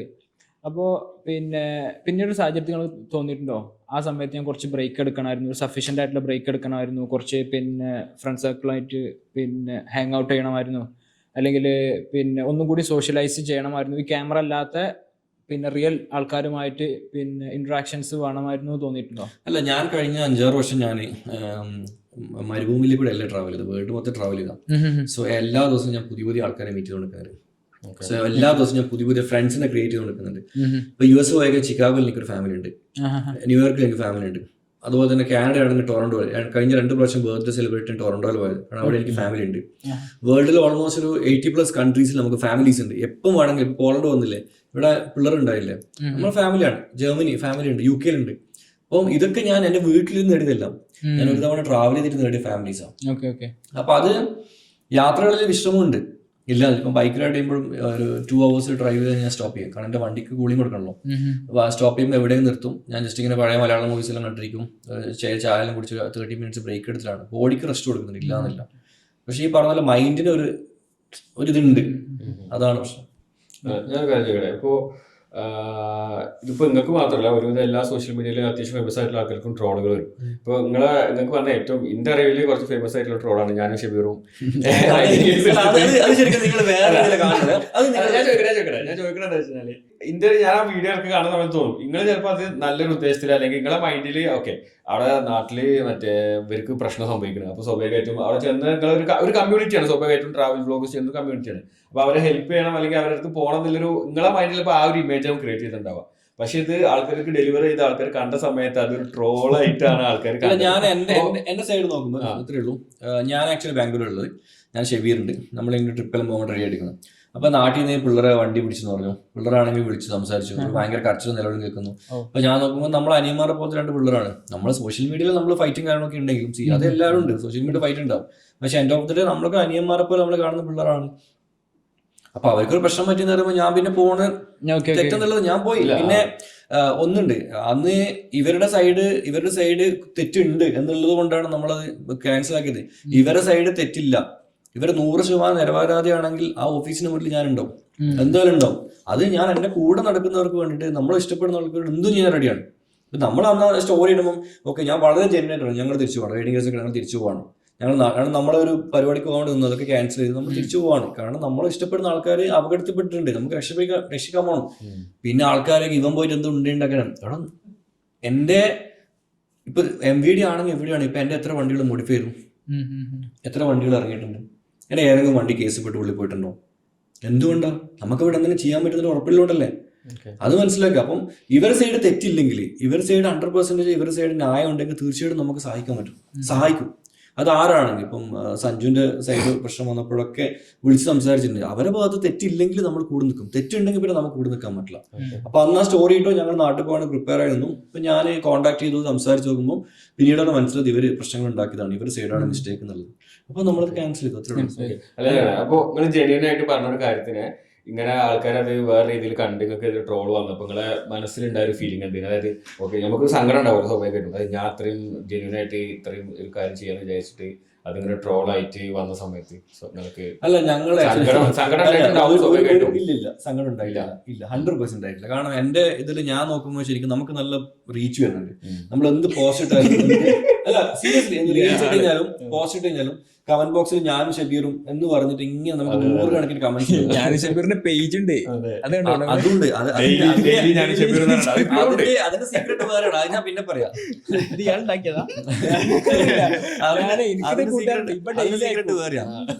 ആദ്യം ഈ ക്ലിപ്പാണ് ഞാനും ഷബീറും പിന്നെ അടുത്ത പിന്നെ പക്ഷേ നിങ്ങൾ നെഗറ്റീവ് ആണെങ്കിലും പോസിറ്റീവ് ആണെങ്കിലും ഇപ്പം നിങ്ങൾ നമ്മളിപ്പോ സംസാരിക്കുന്നുണ്ടല്ലോ, എന്റെ പേര് നിങ്ങൾ പറയുന്നില്ലേ, അത് മതി. നിങ്ങൾ മൊബൈലിന്റെ അതിന് SEO ആ പേരും ക്യാച്ച് ചെയ്യാൻ മതി, നമുക്ക് എത്രയേ വേണ്ടു. പിന്നെ എന്റെ വീഡിയോസ് ഓട്ടോമാറ്റിക് വന്നോളൂ, ആൾക്കാർ ഡിസ്കസ് ചെയ്യണം. ഇപ്പൊ നിങ്ങൾ മൂവി പ്രൊമോഷൻസ് ചെയ്യണം, ഒന്നിക്ക് റിലീജിയൻ വെച്ചിടും, അല്ലെങ്കിൽ കോമാളികൾ കൊണ്ടുവരും. കോമാളിത്തരം കാണിച്ചിട്ടാണ് ഷോസ്, കോമാളിത്തരം കാണിച്ചിട്ടാണ്. ആൾക്കാർക്ക് വേണ്ടത് കോമാളികൾ നെഗറ്റീവാണ്.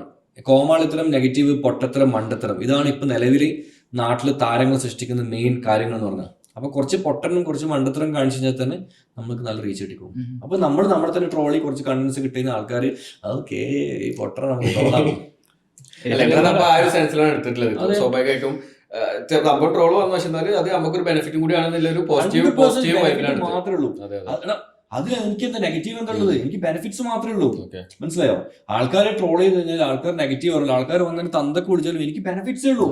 നമ്മൾ നേരിട്ട് വന്ന് പറയുമ്പോൾ മാത്രമാണ് നമുക്ക് പ്രശ്നം വരുന്നത്, എല്ലാ പ്രശ്നം നമുക്ക് ബെനിഫിറ്റ്സ് മാത്രമേ ഉള്ളൂ. End of the day they are discussing, അവർ നമ്മളെ പറ്റി ഡിസ്കസ് ചെയ്യുന്നല്ലേ, നമ്മൾ കമന്റ് ബോക്സിലാണ് ചെയ്യുന്നത്.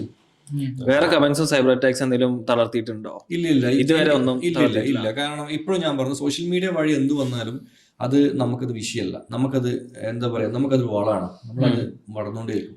ഇപ്പം കുറെ ആൾക്കാർ സോഷ്യൽ മീഡിയയിൽ കമന്റ്സ് ഒക്കെ റിയാക്ട് ചെയ്യുന്നത് അതൊക്കെ ജസ്റ്റ് റീച്ചിനോട് ചെയ്യുന്നതാണ്. എൻഡ് ഓഫ് ദി ഡേ ഒരാൾ തന്തക്ക് വിളിച്ചാലും തള്ളക്ക് വിളിച്ചാലും നമ്മളൊക്കെ ചിരിക്കും, കുറച്ചും കൂടി വിളിക്കും കേട്ടെ. ഇപ്പൊ ഈ ചിലപ്പോ ഇതിന്റെ കമന്റ് ബോക്സിൽ വിളിച്ചോ സന്തോഷം നമ്മൾ മറന്നു അതാണ്. അല്ല സ്വാഭാവികമായിട്ട് ഞാൻ പറയാനോ ഇപ്പൊ നമ്മള് ഫസ്റ്റ് പോഡ്കാസ്റ്റ് തുടങ്ങിയ സമയത്ത് നമുക്ക് ഒരുപാട് ഇതേമാതിരി കമന്റ് ബോക്സിൽ തെറിവിളി വന്നിട്ടുണ്ട്. അപ്പൊ നമ്മളത് ഫസ്റ്റ് നമുക്ക് വിഷമമുണ്ടായി, സ്വാഭാവികമായിട്ട് എനിക്കൊക്കെ നല്ല വിഷമമുണ്ടായി. പിന്നെ ഇത് കുറച്ച് എപ്പിസോഡ്സ് കഴിഞ്ഞ് ഓക്കെ നമുക്ക് മനസ്സിലായി നമ്മൾ ചെയ്യുന്നതിൽ തെറ്റൊന്നുമില്ല, നമ്മൾ തെറ്റൊന്നും ചെയ്തിട്ടില്ല. പിന്നെ അത് ശീലമായി നമുക്ക്, അതുകൊണ്ട് ചോദിച്ചോ. ഞാനിപ്പോ നിന്റെ തന്ത വിളിച്ചു, നിന്റെ തന്ത നിന്റെ എന്തൊക്കെ ചെയ്ത് വിളിച്ചു വെച്ചോ, എനിക്ക് എഫക്റ്റ് ആവും. കാരണം ഞാൻ പേഴ്സണൽ വിളിക്കുന്നതാണ്.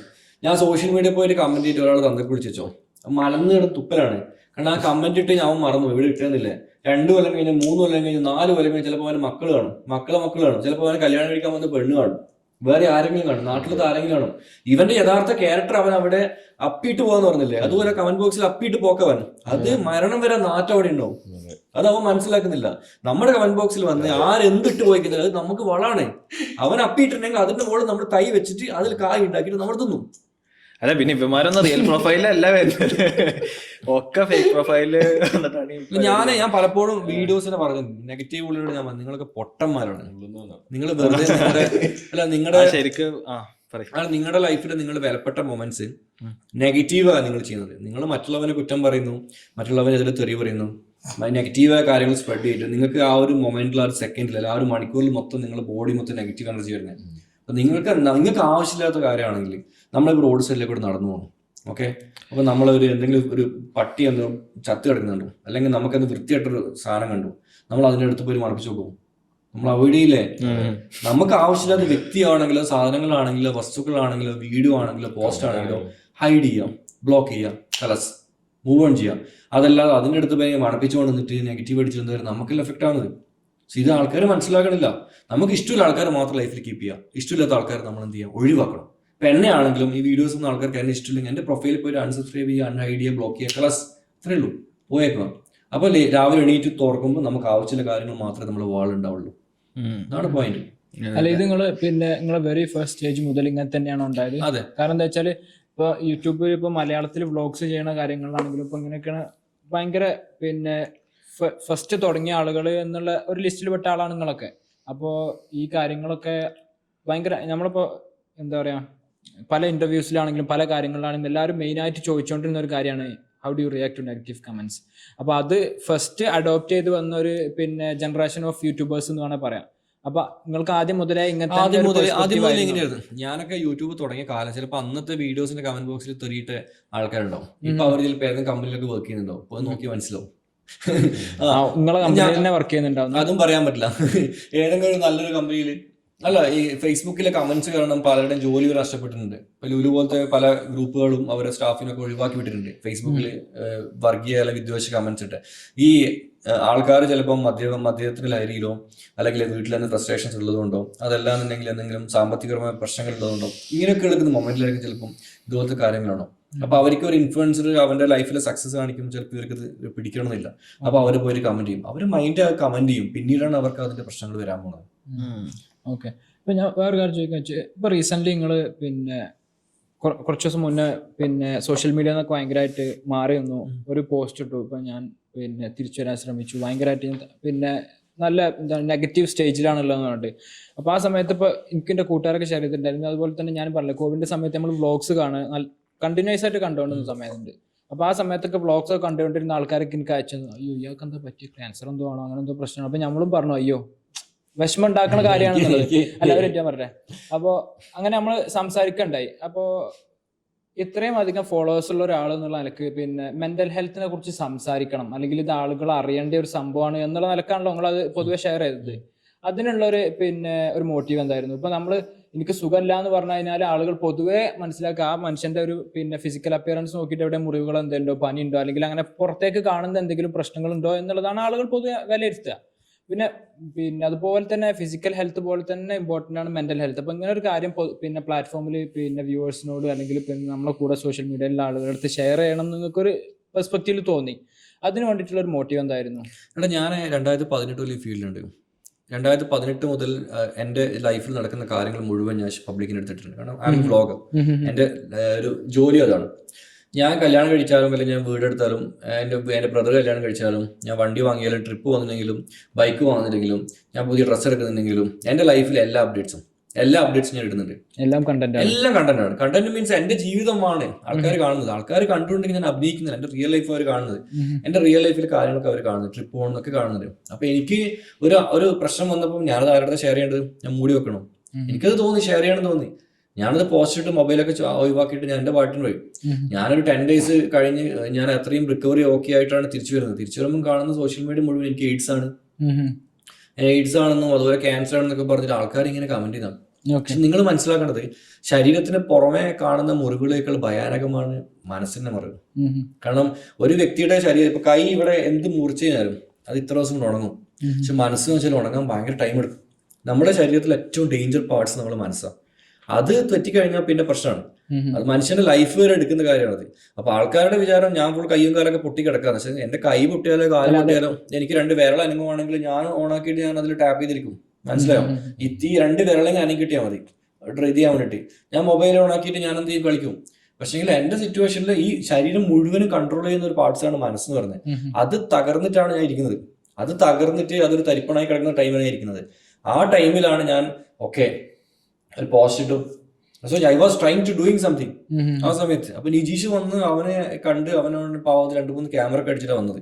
അവൻ വീട്ടിൽ വന്നിട്ടാണ് അവൻ എന്നെ ബുക്ക് എടുത്തുകൊണ്ട് പോണത്. അന്ന് ഞങ്ങൾ ഷാർജ എയർപോർട്ടിൽ രാവിലെ 6 മണിക്ക് ടിക്കറ്റ് എടുത്തതാണ്. എയർപോർട്ടിൽ പോയിട്ട് നോക്കുമ്പോൾ എനിക്ക് പാസ്പോർട്ട് കയ്യിലില്ല. എന്നിട്ട് അവിടെ കൗണ്ടറിൽ ഇരിക്കുന്ന എയർ ഇന്ത്യൻ സ്റ്റാഫ് അവർ എന്നെ അറിയാം. അപ്പോൾ അവർ വെയിറ്റ് ചെയ്യിപ്പിച്ചു. എന്നിട്ട് ഞാൻ ടാക്സി ഡ്രൈവറെ അടുത്ത് പാസ്പോർട്ട് കൊണ്ടുവന്നിട്ടാണ് ഞങ്ങൾ നാട്ടിൽ പോയത്. ആ എയർപോർട്ടിലെ സ്റ്റാഫുകൾക്ക് അറിയാം അന്നത്തെ സിറ്റുവേഷൻ എന്തായിരുന്നില്ല. പക്ഷെ അവർ എൻ്റെ ഒരു പ്രൈവസി എനിക്ക് അവരൊരു റെസ്പെക്ട് ചെയ്യുന്നതുകൊണ്ടാണ് അവർ ഈ കാര്യങ്ങൾ പുറത്തുവിടാത്തത്. ഓക്കെ, അതാ പറഞ്ഞു. ഇപ്പൊ മല്ലു ഞാൻ നേരത്തെ പറഞ്ഞ ഷാക്കിർ എന്നുള്ള പറഞ്ഞ ഒരു വ്യക്തിനെ നേരിട്ട് കാണുന്ന ആളുകൾ നമ്പർ ഭയങ്കര ലിമിറ്റഡ് ആണ്.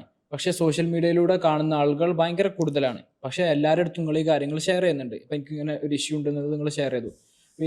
മാത്രമല്ല നിങ്ങളൊരു യാത്രന്റെ ഇടയിൽ പുറത്തെവിടെ, ഇപ്പൊ ആഫ്രിക്കയിലോ അല്ലെങ്കിൽ യൂറോപ്പിലോ എവിടെയോ അല്ലെങ്കിൽ റഷ്യയിലോ എവിടെയോ അങ്ങനെ ഒരു യാത്രന്റെ ഇടയിലായിരുന്നില്ല ഈ സംഭവം ഷെയർ ചെയ്തത്. അപ്പൊ എന്ന് വെച്ചാൽ നിങ്ങളെ ബേസ് ആയിട്ടുള്ള ദുബൈയിലാണുള്ളത്, നിങ്ങളെ അധിക ദിവസവും നിങ്ങൾ സറൗണ്ട് ചെയ്യണം നിങ്ങളെ കൂട്ടുകാർ എന്ന് പറയപ്പെടുന്ന ആൾക്കാർ, അതുപോലെ തന്നെ പിന്നെ ഓഫീസിലുള്ള സ്റ്റാഫ് ആരാ എന്താണോ വെച്ചുള്ള ആ ആളുകളൊക്കെ നിങ്ങളെ കൂടെ ഉണ്ട്.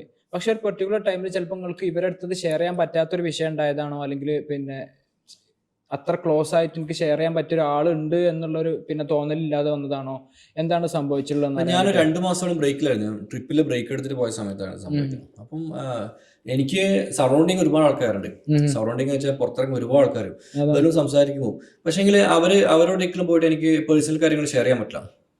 ഞാൻ പറഞ്ഞ മനസ്സിലാവും. പിന്നെ എൻ്റെ ഒരു കുഴപ്പമെന്ന് വെച്ചാൽ ഇപ്പം ഞാൻ എനിക്ക് നല്ലൊരു വയറുവേദന എടുത്തിട്ട് അല്ലെങ്കിൽ എനിക്ക് എന്തെങ്കിലും പ്രശ്നങ്ങൾ പെട്ട് കിടക്കുവാണെങ്കിലും ഒരാൾ എന്നെ കാണാൻ വരുമ്പോൾ എനിക്ക് അവരുടെ അടുത്ത് ചിരിച്ചുകൊണ്ട് വന്നിട്ട്, കാരണം ആ ഒരു വ്യക്തിയെ കംഫർട്ടാക്കി വിടുന്ന എൻ്റെ റെസ്പോൺസിബിലിറ്റിയാണ്. അല്ല അത് എന്ന് പറഞ്ഞാൽ ഇപ്പൊ വ്യൂവേഴ്സ് ആണ്. ഇപ്പൊ എനിക്ക് പറഞ്ഞാൽ ഇപ്പൊ എനിക്കിപ്പോ ഇവര് 3 ആളും പിന്നെ ഇപ്പൊ ഫൈം ഇരിക്കുന്നുണ്ട് ഇവിടെ, ഫൈമുള്ള മാതിരി ആയിരിക്കൂല പുറത്തുനിന്ന് ഒരാളിനെ കാണുമ്പോൾ എന്തൊക്കെയുണ്ടോ അതൊക്കെ വിശേഷം എന്ന് ചോദിക്കണം. അയാളോട് ഞാൻ ഷെയർ ചെയ്യുന്ന കാര്യങ്ങളും ഇവരോട് ഷെയർ ചെയ്യുന്ന കാര്യങ്ങളും. ഇപ്പൊ നിങ്ങൾക്കാണെങ്കിൽ ഞാൻ പറഞ്ഞു നിങ്ങൾ ബേസ് ദുബൈയിലാണ്, പിന്നെ ബിസിനസ്സും കാര്യങ്ങളൊക്കെ റൺ ചെയ്യുന്നുണ്ട്. അപ്പൊ സ്വാഭാവികമായിട്ടും നമ്മൾ ഡെയിലി മീറ്റ് ചെയ്യുന്ന ആളുകൾ, നമ്മളെ ഭയങ്കര ക്ലോസ് ആയിട്ടുള്ള ആളുകളൊക്കെ ഉണ്ടാവും.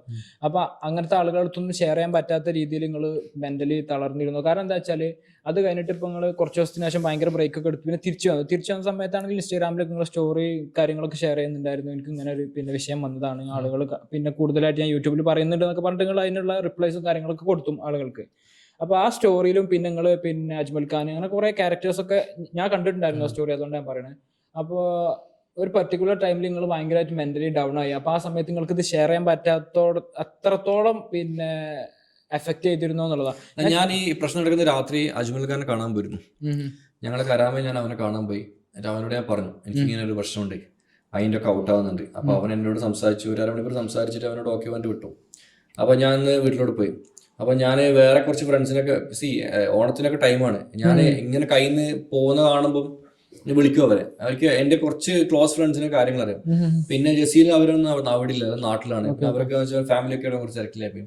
അപ്പോൾ ഞാൻ ഒറ്റക്ക താമസം എൻ്റെ വീട്ടിൽ. പിന്നെ ഞാൻ പുറത്തിറങ്ങുന്നുണ്ടെങ്കിൽ ഞാൻ വണ്ടി എടുത്ത് പുറത്തിറങ്ങും, ചാടിക്കാൻ പോകും വരുന്നല്ലാതെ എൻ്റെ അങ്ങനെ ആരും എൻ്റെ കമ്പാനി ആയിട്ട് ഇല്ല, എൻ്റെ കൂടെ ഉണ്ടാവാറില്ല. ഞാനെപ്പോൾ ഓൾവേസ് ഒറ്റക്കാണ്. കാരണം ഒറ്റക്കാണ് ജീവിച്ചിട്ട് ഞാൻ ശീലിച്ചു പോയി. എനിക്ക് അങ്ങനെ വേറെ ആളുടെ കൂടെ ജീവിച്ചിട്ട് ഇത് കിട്ടിയിട്ടില്ല. അതൊക്കെ കൂടിയാണ് ഈ പ്രശ്നം നടന്നിട്ടും ഞാൻ ഇപ്പോഴും റിക്കവർ ആയിക്കൊണ്ടിരിക്കുന്നത്. ഇപ്പോഴും ഞാൻ 100% ഇപ്പൊ ഞാൻ ഇവിടെ വന്നു, ഞാൻ എൻ്റെ വണ്ടി എടുക്കുന്നു, ഡ്രൈവ് ചെയ്യുന്നു. പക്ഷെങ്കിൽ നിങ്ങൾ ശ്രദ്ധിച്ചില്ല, ഇടയ്ക്കൊരു 5 സെക്കൻഡ്സ് മൈൻഡ് കട്ടാവണ്ടേ. നിങ്ങൾ ഇന്നലൊക്കെ എൻ്റെ കൂടെ ഉണ്ടായിട്ടുണ്ട്, നിങ്ങൾ ശ്രദ്ധിച്ചു പെട്ടെന്ന് ഒരു 5 സെക്കൻഡ്സ് എൻ്റെ മൈൻഡ് കട്ടാവും. ഞാൻ ഇങ്ങനെ സംസാരിച്ചുകൊണ്ടിരിക്കുന്നുണ്ട്, 5 സെക്കൻഡ് ഇങ്ങനെ എടിലോ പോകും. അതാണ് എനിക്കിപ്പം ലൈഫിൽ ഇപ്പോൾ വിങ് വാക്കിങ് ചെയ്യണമെന്നുണ്ട്, അത് ചെയ്ത് എനിക്കത് ചെയ്യണം. എൻ്റെ ലൈഫിൽ ഇഷ്ടപ്പെട്ട കുറച്ച് കാര്യങ്ങളുണ്ട്, അത് ചെയ്ത് എൻ്റെ ലൈഫ് ഇപ്പോൾ ഞാൻ ബിസിനസ്സൊക്കെ മാറ്റി വെച്ചു. എൻ്റെ വ്ളോഗും കാര്യങ്ങളൊക്കെ ആയിട്ട് ഞാനൊരു 1-2 മാസമൊക്കെ കറങ്ങാൻ വെച്ചു. ഇപ്പോൾ ഇത്ര തന്നെ ആളുകൾക്ക് ഷെയർ ചെയ്യാനോ കാര്യങ്ങളൊന്നും ഇല്ലാത്ത ജനറൽ ആളുകൾ ഉണ്ടാവില്ല, ഓഡിയൻസ്. ഇപ്പോൾ പല രീതിയിൽ വർക്ക് ചെയ്യുന്ന പല എൻവയോൺമെന്റിലുള്ള ആളുകൾ, ഇപ്പോൾ പുറത്ത് നിൽക്കുന്ന ആൾക്കാർക്കൊക്കെ ഈ മെന്റൽ ഡിപ്രഷൻ എന്ന് പറയുന്നത് ഭയങ്കര കോമൺ ആണ്. ഇപ്പോൾ വിന്ററൊക്കെ ഉള്ള സമയത്ത് നമുക്കൊക്കെ ആ ഒരു മൈൻഡ് കട്ടാവുന്ന പറയുന്ന ആ സാധനം ഫീൽ ചെയ്തിട്ടുള്ളതാണ്. അപ്പൊ അങ്ങനെയുള്ള ആളുകൾക്ക് നിങ്ങൾക്ക് എന്താണ് ഷെയർ ചെയ്യാനുള്ളത്? കാരണം ഇങ്ങനത്തെ ഒരു ഫേസിലൂടെ ജീവിതത്തിലൂടെ കടന്നു പോയി, അല്ലെങ്കിൽ ഇപ്പൊ കടന്നു പോയിക്കൊണ്ടിരിക്കുന്നു എന്നുള്ളൊരു സാഹചര്യം ഉള്ളതുകൊണ്ട് പിന്നെ ഇങ്ങനത്തെ ആളുകളോടൊക്കെ എന്താണ് ഷെയർ ചെയ്യാനുള്ളത്? പിന്നെ നമ്മളെ വിഷമങ്ങളും കാര്യങ്ങളും ഷെയർ ചെയ്യാൻ വേണ്ടിയിട്ട് ഒരാളെ കണ്ടെത്തണം എന്നാണോ, അല്ലെങ്കിൽ നിങ്ങളൊരു പിന്നെ സജഷൻ ഉണ്ടാവുമല്ലോ? അല്ല, ഞാനെന്താ പറഞ്ഞ വെച്ചാൽ ഇപ്പൊ എനിക്ക് ഇൻസ്റ്റാഗ്രാമിൽ ഞാൻ മുന്നേ ഇൻസ്റ്റാഗ്രാം മെസ്സേജിന് റിപ്ലൈസ് വളരെ കുറവാണ്.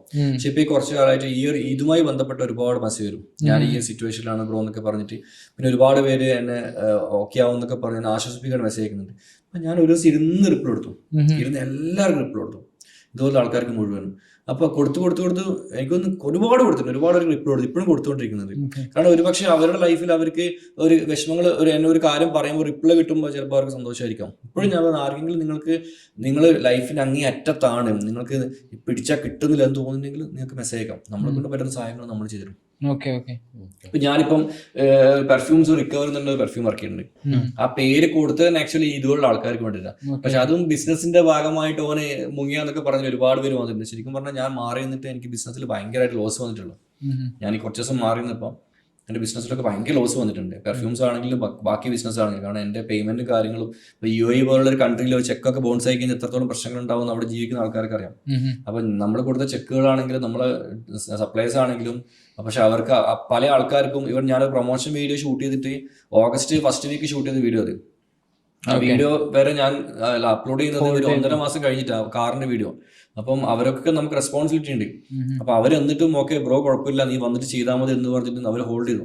അപ്പൊ അങ്ങനെ ഒരുപാട് ലോസ് എനിക്ക് അതിൽ വന്നിട്ടുണ്ട്. ഒരിക്കലും നമ്മൾ ബിസിനസ് ഗ്രോത്തിന് വേണ്ടി ഞാൻ എന്റെ ശരീരം നശിച്ചു എന്ന് പറഞ്ഞ് എനിക്ക് വീഡിയോ ചെയ്യേണ്ട കാര്യമില്ല. അതായത് ഓവറായിട്ട് പേഴ്സണൽ ലൈഫ് പബ്ലിക് ആക്കുമ്പോൾ ഉണ്ടാവുന്ന പ്രശ്നങ്ങളാണെന്ന് തോന്നുന്നുണ്ടോ? കാരണം തുടക്കത്തിൽ എല്ലാവരും വൈറലാവാന് ഇത്രക്കും സബ്സ്ക്രൈബേഴ്സ് ഫോളോവേഴ്സ് എത്താൻ വേണ്ടിയിട്ട് പല കാര്യങ്ങളും ചെയ്യും. പക്ഷെ ഇത് എത്തിയതിനു ശേഷം കുറച്ച് മനസ്സമാധാനം കിട്ടിയാൽ മതി, കുറച്ച് ഫ്രീഡം കിട്ടിയാൽ മതി, ആ പ്രൈവസി ആഗ്രഹിക്കണ ഒരു സ്റ്റേജിലോട്ടാണ് പിന്നെ എത്തുന്നത്. അങ്ങനത്തെ ഒരു ഫേസിൽ ഞാൻ ആക്ച്വലി പ്രൈവസി ആഗ്രഹിക്കുന്ന ഒരു സ്റ്റേജിലാണ് ഇപ്പോൾ ഉള്ളത്. അതിന് റീസൺ ഒരുപാടുണ്ട്. ഇപ്പൊ ഞാനിപ്പം ഒരു സാധാരണ ഒരു വ്യക്തിയാണെങ്കിലും ഞാൻ ഓക്കെ ഫോർ എക്സാമ്പിൾ ഇപ്പൊ ഞാൻ ചിലപ്പോൾ നിങ്ങളോട് സംസാരിക്കും ഉപയോഗിച്ച് ചില വാക്കുകളുണ്ടാവും, അത് സാധാരണ ഒരു വ്യക്തി പറയുകയാണെങ്കിൽ അത് കുഴപ്പമില്ല. പക്ഷെ നമ്മളൊക്കെ പറയും അത് എടുത്തിട്ട് തൂക്കി എടുത്തിട്ട് അവർ ഡിസ്കഷൻ ചെയ്യും, ഇവൻ അങ്ങനെ പറയാൻ പാടുണ്ടോ, ഇവൻ അത് ചെയ്യാൻ പാടുണ്ടോ, ഇവൻ നമ്മൾ കളിയാക്കിയതല്ലേ, ഇവൻ അത് പറഞ്ഞു കണ്ടോ. കാരണം എന്ന് വെച്ചാൽ അത് ചർച്ചയിൽ മാത്രമേ റീച്ച് വരുന്നവർക്ക്. ഇപ്പൊ കേരളത്തിലെ മാധ്യമങ്ങളാണെങ്കിലും അവർക്ക് ജനങ്ങളുടെ പ്രൈവസി കാര്യങ്ങളൊന്നും വേണ്ട. ഇപ്പൊ ദുൽഖറിന്റെ വണ്ടി പൊക്കി, ദുൽഖറിന്റെ ഇവിടെ വേറെ കുറെ ആൾക്കാരെ വണ്ടി നോക്കിയിട്ടുണ്ട്, അവരൊന്നും ഇവർക്ക് അറിയണ്ട, ദുൽഖറിന്റെ മാത്രം മതി. ദുൽഖറിന്റെ വേഗത്തിൽ തന്നെ ക്യാമറ നോക്കി ഓട്ടം. അതുകൊണ്ടാണ് ദുൽഖർ നല്ല റീച്ച് ഉണ്ട്, ഏറ്റവും അപ്പൊ അത് ആ ഒരു വ്യക്തിയെ ക്രിട്ടിസൈസ് ചെയ്യുമ്പോൾ അവർക്ക് നല്ല റീച്ച് കിട്ടും. അപ്പൊ അതുകൊണ്ട് തന്നെ ഇപ്പം സോഷ്യൽ മീഡിയ എന്നുള്ളത് അന്നും ഇന്നും എന്റെ ജോലിയാണ്, ഞാൻ അങ്ങനെ കണ്ടത്. അത് ജോലി ചെയ്യുക, പണം സമ്പാദിക്കുക എന്നതാണ് ഞാൻ അന്ന് കണ്ടത്. അതിലൂടെ ഞാൻ ഭയങ്കര സംഭവം, ഞാൻ എവിടെയും ഒരു സെലിബ്രിറ്റി ലെവലിൽ ഞാൻ പോയി നിൽക്കാറില്ല. നിങ്ങൾ ശ്രദ്ധിച്ചോ, ഒരു ഈവൻസ് ആണെങ്കിൽ എന്താണെങ്കിലും ഡ്രസ്സിംഗ് ആണെങ്കിൽ എന്താണെങ്കിലും ഞാൻ അങ്ങനെ നിൽക്കാറില്ല. ഇപ്പം നമ്മളെക്കാളും 4-1 ഫോളോവേഴ്സ് ലെവൽ ഇൻഫ്ലുവൻസ് ഉണ്ട് മുംബൈയിലൊക്കെ. ഇവരെ കണ്ടാൽ നമുക്കറിയാം ഇവർ ഭയങ്കര ഫിലിം സ്റ്റാർസിന് കളി അവർ കളിക്കും. നമ്മൾ ഒരിക്കലും അങ്ങനെ നിൽക്കുന്നില്ല.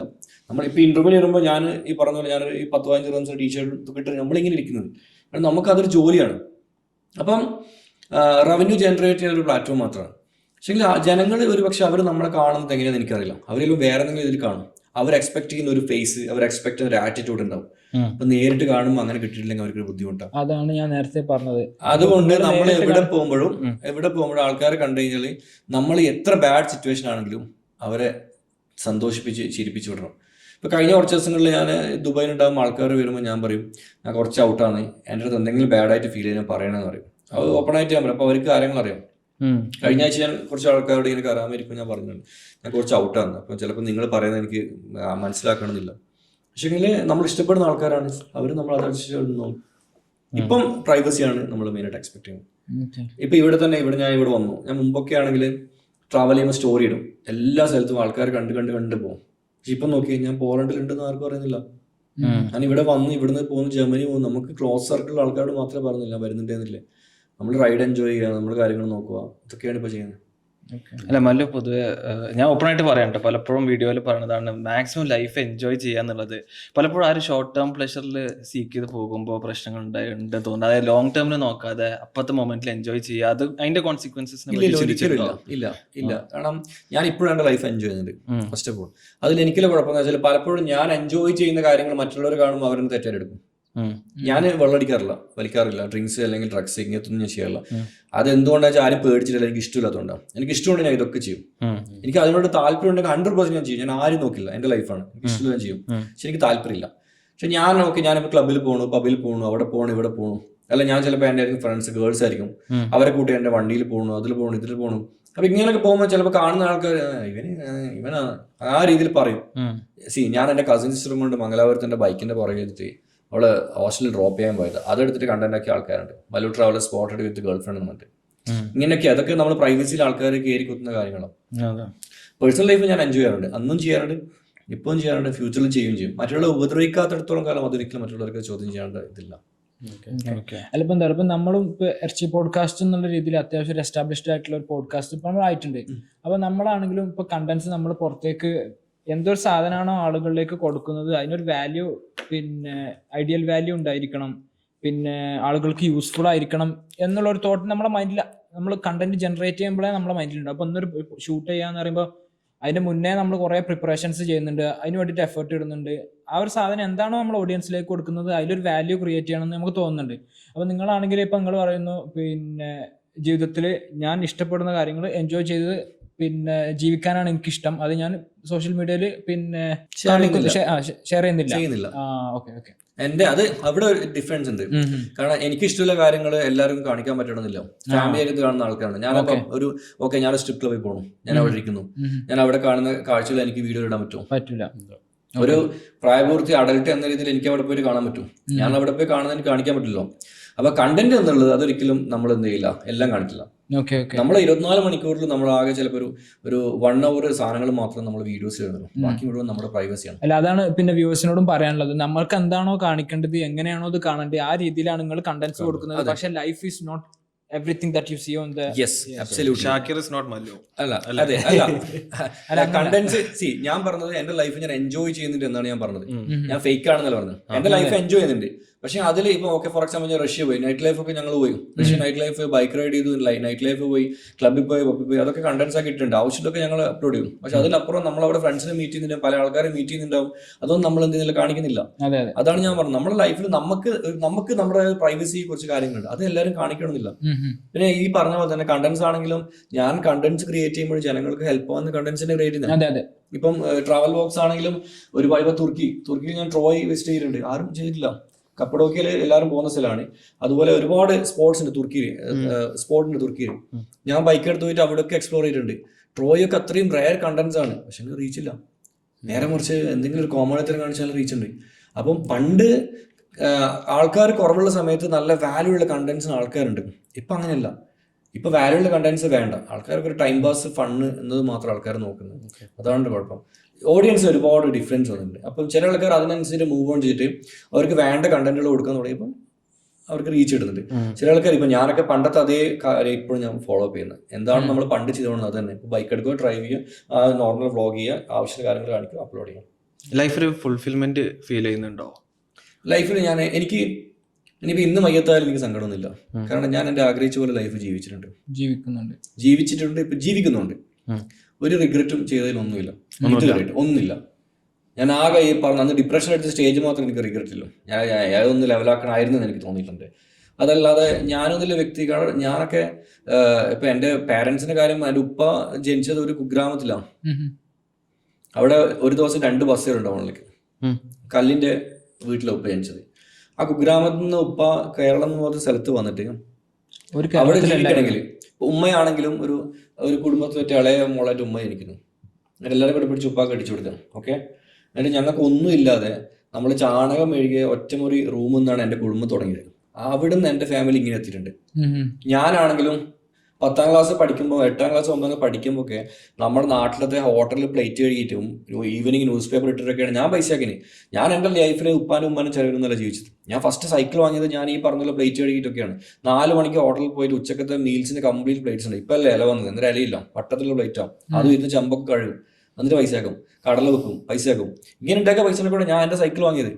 അപ്പോൾ അങ്ങനെ ലൈഫ് ഞാൻ ജീവിച്ചിട്ടുണ്ട്. 15ാമത്തെ വയസ്സിൽ ഇപ്പം കോളേജിൽ പോയിട്ട് ഡ്രോപ്പായി, പിന്നീട് എക്സ്പെൻസീവ് ആണെങ്കിൽ പോയിട്ടില്ല. എന്നിട്ട് ഞാൻ വീടുകളിൽ തോറും കയറി സാധനം വിറ്റ് നടന്നിട്ടുണ്ട്. ഓരോ വീടുകളിൽ തോറും ചെയ്തിട്ട് ബാംഗ്ലൂർ സൂപ്പർ മാർക്കറ്റിൽ വർക്ക് ചെയ്തിട്ടുണ്ട്, ഡെലിവറി വഴി വർക്ക് ചെയ്തിട്ടുണ്ട്, അവിടെ ഹോട്ടലിൽ വർക്ക് ചെയ്തിട്ടുണ്ട്. അപ്പം എൻ്റെ ലൈഫിൽ ഞാൻ ജോബ് ഒരുപാട് ചെയ്തിട്ടുണ്ട്. ഈ ജോബ് ചെയ്തത് എന്തിനറിയാം? എനിക്ക് എൻജോയ് ചെയ്യാനല്ല, കുടുംബം പോറ്റാനും ജീവിക്കാനോ. ഇപ്പോഴത്തെ കുട്ടികൾ എന്ന് വെച്ചാൽ അവരധികം ഓരോ ജോബിൽ നിന്ന് അവർ മാക്സിമം അവരുടെ എൻജോയ്മെന്റാണ്. പക്ഷെ അന്നത്തെ കാലത്ത് നമുക്കതില്ല. നമ്മൾ കുടുംബം പോറ്റാനും നമ്മൾ കാര്യങ്ങളും ചെയ്യാനാണ് നമ്മൾ ജോലി ചെയ്തത്. അപ്പൊ ആ ഒരു സ്റ്റേജിൽ നിന്ന് എനിക്ക് ഇത്രത്തോളം എത്താൻ പറ്റിയെങ്കിൽ, നിങ്ങളുടെ മുമ്പിൽ ഇപ്പൊ ഈ വന്നിരിക്കാൻ പറ്റിയെങ്കിൽ ഞാൻ ലൈഫിൽ നല്ലോണം അച്ചീവ് ചെയ്തിട്ടുണ്ട്. I am very successful man, അതിൽ യാതൊരു സംശയമില്ല. അതല്ല ഞാൻ സക്സസ്ഫുൾ അല്ലാന്നുണ്ടെങ്കിൽ ഞാൻ ഇപ്പോഴും ഏതെങ്കിലും ഷോപ്പിൽ നിന്നിട്ട് ഇങ്ങനെ പണിയെടുക്കുന്നുണ്ടോ? ഇവൻ ഞാൻ SLC ഫെയിലാണ്, 10th ഫെയിലാണ്, എഡ്യൂക്കേഷൻ നിങ്ങൾ നോക്കുന്നത് അതുമില്ല. ഇനി ഓക്കെ ഞാൻ ഭയങ്കര എഡ്യൂക്കേറ്റഡ് ആണെങ്കിൽ ഓക്കെ എനിക്ക് എന്തെങ്കിലും കമ്പനിയിലൊക്കെ ജോലി കിട്ടാം. എനിക്കില്ല, എനിക്ക് എഡ്യൂക്കേഷൻ കിട്ടിയിട്ടില്ല, അതിന്റെ സിറ്റുവേഷൻ എനിക്ക് ഉണ്ടായിട്ടില്ല. അപ്പൊ അത്രയും ഫെയിൽഡ് ആയ ഒരു ലൈഫ് എന്നാണ് ഞാൻ ബിൽക്കുൽ 0 എന്നാണ് ഞാൻ തുടങ്ങിയത്. 0 എന്ന് തുടങ്ങിയിട്ട് ഇന്ന് എൻ്റെ വീട്ടിൽ 10-12 മെമ്പേഴ്സ് ഉണ്ട്. ഈ കംപ്ലീറ്റ് ആൾക്കാരെ എനിക്ക് എല്ലാ മാസവും ഫീഡ് ചെയ്യാൻ പറ്റുന്നുണ്ടെങ്കിൽ അത് എൻ്റെ സക്സസ് ആണ്. ഇനിയിപ്പോൾ ആൾക്കാർ എന്ത് നെഗറ്റീവ് കുരുപൊട്ടിച്ചാലും എന്ത് പഠിച്ചാലും എൻ്റെ കുടുംബം ഞാനിപ്പോൾ മയ്യത്തായാലും അവർ ജീവിച്ചോളും. അവർക്ക് അതിനുള്ള ഭാഗം ഞാൻ ഓൾറെഡി റെഡിയാക്കി വെച്ചിട്ടുണ്ട്. അപ്പോൾ അതുകൊണ്ട് തന്നെ എൻ്റെ ലൈഫിൽ ഇപ്പം ഞാൻ പറഞ്ഞു, ഇനിയിപ്പോൾ ഇന്ന് ഞാൻ എന്താ പറയുക തട്ടിപ്പോയിക്കുന്നതിൽ എനിക്ക് ഒരു സങ്കടമില്ല. കാരണം എൻ്റെ ലൈഫിൽ ഞാൻ അച്ചീവ് ചെയ്യേണ്ട കാര്യങ്ങളൊക്കെ ചെയ്തിട്ടുണ്ട്, എല്ലാ ആഗ്രഹങ്ങളും നടത്തിയിട്ടുണ്ട്. എനിക്ക് പ്രത്യേകിച്ച് ആഗ്രഹങ്ങളൊന്നുമില്ല. ഞാൻ ഈ ഒരു വേൾഡ് റൈഡ് കംപ്ലീറ്റ് ചെയ്യണമെന്ന ആഗ്രഹം മാത്രമേ എൻ്റെ അടുത്തുള്ളൂ. And this is going to be my last ride. അത് കഴിഞ്ഞാൽ പിന്നെ ഞാൻ ക്രോസ് കൺട്രി റൈഡ് ഉണ്ടാവില്ല. യൂട്യൂബ് കരിയർ നിർത്തുന്ന ഒരിക്കലും അറിയില്ല. But I will do the life exclusive ആണ്. അല്ല, ഞാൻ നമ്മൾ ക്ലോസ് ചെയ്യുമ്പോൾ ഒരു കാര്യം കൂടി ചോദിക്കാണ്ടായിരിക്കും. ഇത് ഈ ടോപ്പിക്കാണ് തോന്നില്ല, വേറെ ടോപ്പിക്കാണ്. അതായത് നിങ്ങളൊരു റാപ്പ് സോങ് ഇറക്കിയിട്ടുണ്ടല്ലേ, നിങ്ങൾ എത്ര കംഫർട്ടബിൾ ആണെന്ന് എനിക്കറിയില്ല. പക്ഷെ അതിന്റെ ലിറിക്സ് നിങ്ങൾ എഴുതിയതാണോ? ലൈക്ക് ഏതൊക്കെ പോയിന്റിലാണ് നിങ്ങൾക്ക്? അല്ല, ആക്ച്വലി അതെന്ന് വെച്ചാല് നമ്മള് സാജിദാണ് അങ്ങനെ ആശയം കൊണ്ടുവന്നത്. പാട് നമുക്ക് പിടിക്കടാ, അടിപൊളി പിടിക്കണ്ട. ഞാൻ ശരി ബ്രോ പിടിക്കാം. സുഹൈലം പോയാണ് ലിറിക്സ് പിടിച്ചതേ ഓർമ്മ. ജാതിക്ക തോട്ടത്തിലെ ഓനൊക്കെ അവാർഡ് കിട്ടിയതാ, അവനാണ് ലിറിക്സ് എഴുതിയത്. അതിന് സംഗീതം കൊടുത്തിരിക്കുന്നതും ഒരു അവാർഡ് കിട്ടിയ ആളെന്നെ അലക്സ്. അപ്പം ഇവരെ ആക്ച്വലി ബെസ്റ്റ് ടീമാണ്. ക്യാമറമാൻ ആണെങ്കിലും നമ്മള് ഷിയാസും ശംസുദ്ദീനില്ലേ, പുള്ളിയാണ് ഇതിന്റെ എഴുതിയത്, നമ്മള് മോഹൻലാലിന്റെ. അപ്പൊ അതിൽ വർക്ക് ചെയ്ത ആൾക്കാർ കോസ്റ്റ്യൂം അതിൽ വർക്ക് ചെയ്ത ആൾക്കാർക്ക് ഫിലിം ഇൻഡസ്ട്രിയിലെ ടോപ്പ് ആൾക്കാരാണ്. കൊറോണ കഴിഞ്ഞ് എല്ലാവരും വീട്ടിൽ ഒരു പണിയാണ്ടിരിക്കുമ്പോൾ ഇവര് എനിക്കിട്ടൊരു പണിയുന്നത്. പക്ഷേ വേണ്ടായിരുന്നു തോന്നി. പിന്നെ ഒരിക്കലും ഇല്ല, ചെയ്ത് വളരെ നല്ല കാര്യം. റീച്ചല്ലേ, നല്ല റീച്ചല്ലേ. എന്താണോ അതില് ഞാൻ പാടി, ഞാൻ അവനോട് പറഞ്ഞത് എനിക്ക് എടോ ഒരു ABCD അറിയാത്ത ഞാൻ പാടിയില്ലേ, അതാണ് അതിന്റെ അച്ചീവ്മെന്റ്. അതാണ് അച്ചീവ്മെന്റ്. അത് പാടി തൊണ്ടയൊക്കെ പൊട്ടിയിട്ടുണ്ട്. പണ്ടര പോലെ തൊണ്ട പൊട്ടി പാടുന്നതല്ല, അതുപോലെ അവസ്ഥ. ശരിക്കും അല്ല കേട്ടോ. അതായത് ഏത് കാര്യം ട്രൈ ചെയ്യാൻ ഒരു അല്ല, അതെന്താ വെച്ചാൽ നമ്മളെ ബോഡിയിൽ ഡോപ്പമിന്റെ നല്ല ലെവൽ ഉണ്ടാവും. നമുക്ക് എന്നും ട്രൈ ചെയ്യാൻ പറ്റും. കാരണം എന്ത് സിറ്റുവേഷൻ ഫേസ് ചെയ്യാൻ പറ്റുന്ന ഒരു കോൺഫിഡൻസ് ഉണ്ട്. അപ്പൊ അതുകൊണ്ട് തന്നെ ട്രൈ ചെയ്തത്. പക്ഷെ എനിക്കതിൽ ഒരു തരത്തിലും റിഗ്രറ്റോ കാര്യങ്ങളൊന്നുമില്ല. കാരണം നമ്മൾ അന്ന് ഇറക്കിയ സാധനം ഇപ്പോഴും നിങ്ങൾ കണ്ടോ, ആ ഒരു ഫ്രെയിം, ആ ഒരു കാര്യങ്ങൾ. എന്റെ പാട്ടൊന്ന് മാറ്റി വെച്ച് ബാക്കിയൊക്കെ നോക്കും, അത് ടോപ്പ് ക്ലാസ് ആണ്. മലയാളത്തിൽ അങ്ങനത്തെ ഒരു സാധനം ആരും ഇറക്കിയിട്ടില്ല, ഒരാളും ഇറക്കിയിട്ടില്ല. എന്റെ സൗണ്ട് ഓക്കെ, ഞാൻ വലിയ സിംഗർ ഒക്കെ ആണെങ്കിൽ ഇറ്റ്സ് ഓക്കെ. പക്ഷെ ഞാൻ സിംഗർ ഒന്നല്ല. പിന്നെ അത് ലിറിക്സ് ഇങ്ങനെ ശ്രദ്ധിച്ചേക്കും, അത് ഞാൻ എന്നെ പറ്റി തള്ളുന്ന ലിറിക്സ് അല്ല, നമ്മുടെ നാട്ടിലെ പ്രശ്നങ്ങളെ പറ്റുന്ന ലിറിക്സാണ്. പിന്നെ ഇൻഷാ അല്ലാഹ് ഞാൻ എന്തായാലും അതിന്റെ സെക്കൻഡ് പാർട്ട് ഉടനെ ഇറക്കുന്നത്.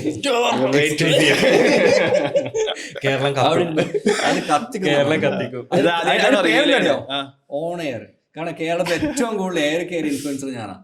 അതുകൊണ്ട് ഞാൻ അടുത്ത ആൽബത്തിന് പേരാണ് ഓൺ എയർ. എയറിൽ ഇരുന്നുകൊണ്ട് ഞാൻ കാണുന്ന കാഴ്ചകൾ, അതാണ് എന്റെ തീം. ഇല്ല, അതിങ്ങനെ വർക്കൗട്ട് നടന്നുകൊണ്ട് ഇപ്രാവശ്യം ഞാൻ തന്നെ എഴുതും, ഞാൻ തന്നെ പാടും, ഞാൻ തന്നെ സംവിധാനം ചെയ്യും. ഓക്കെ, അല്ല കഴിഞ്ഞിട്ടില്ല.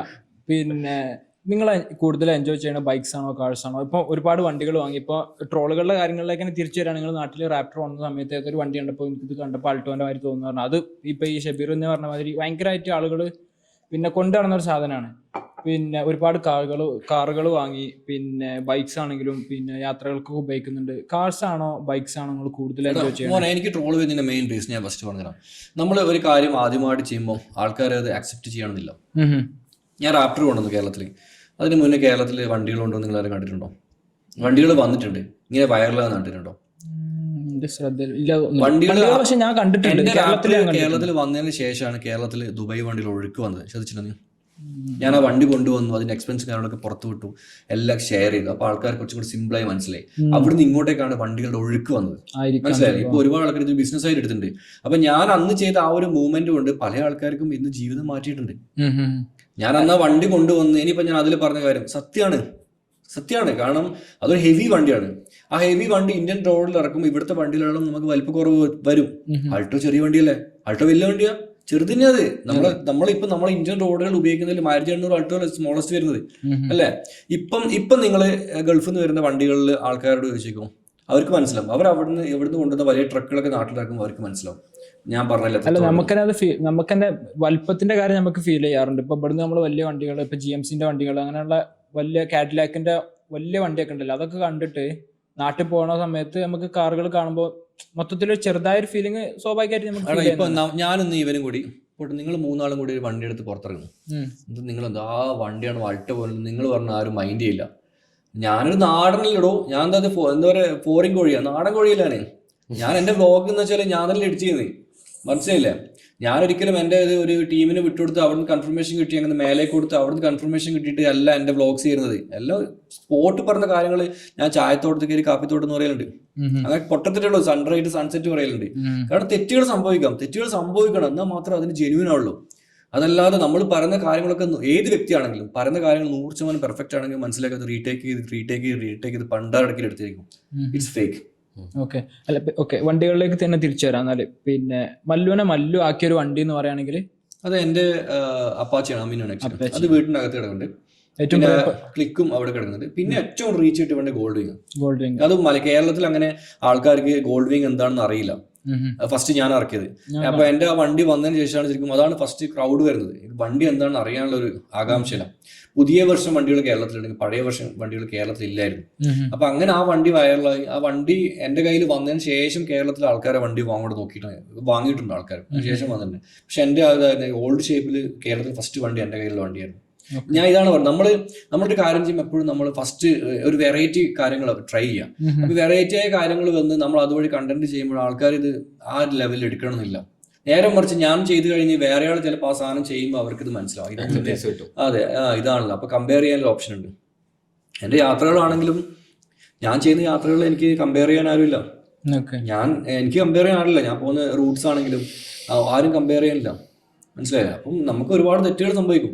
പക്ഷെ നമ്മള് തെറ്റുകൾ സംഭവിച്ച് നമ്മളത് പ്രശ്നങ്ങൾ ഉണ്ടാക്കി നമ്മൾ കഷ്ടപ്പെട്ട് അനുഭവിച്ച് നമ്മൾ ഇൻഫർമേഷൻസ് കളക്ട് ചെയ്ത് ആ ഇൻഫർമേഷൻസ് വളരെ ഈസി ആയിട്ട് വീഡിയോയിൽ അപ്ലോഡ് ചെയ്ത് മറ്റുള്ളവർക്ക് കണ്ടു കഴിഞ്ഞാൽ അവർക്ക് അത് ഫോളോ ചെയ്ത് വന്നാൽ മതി.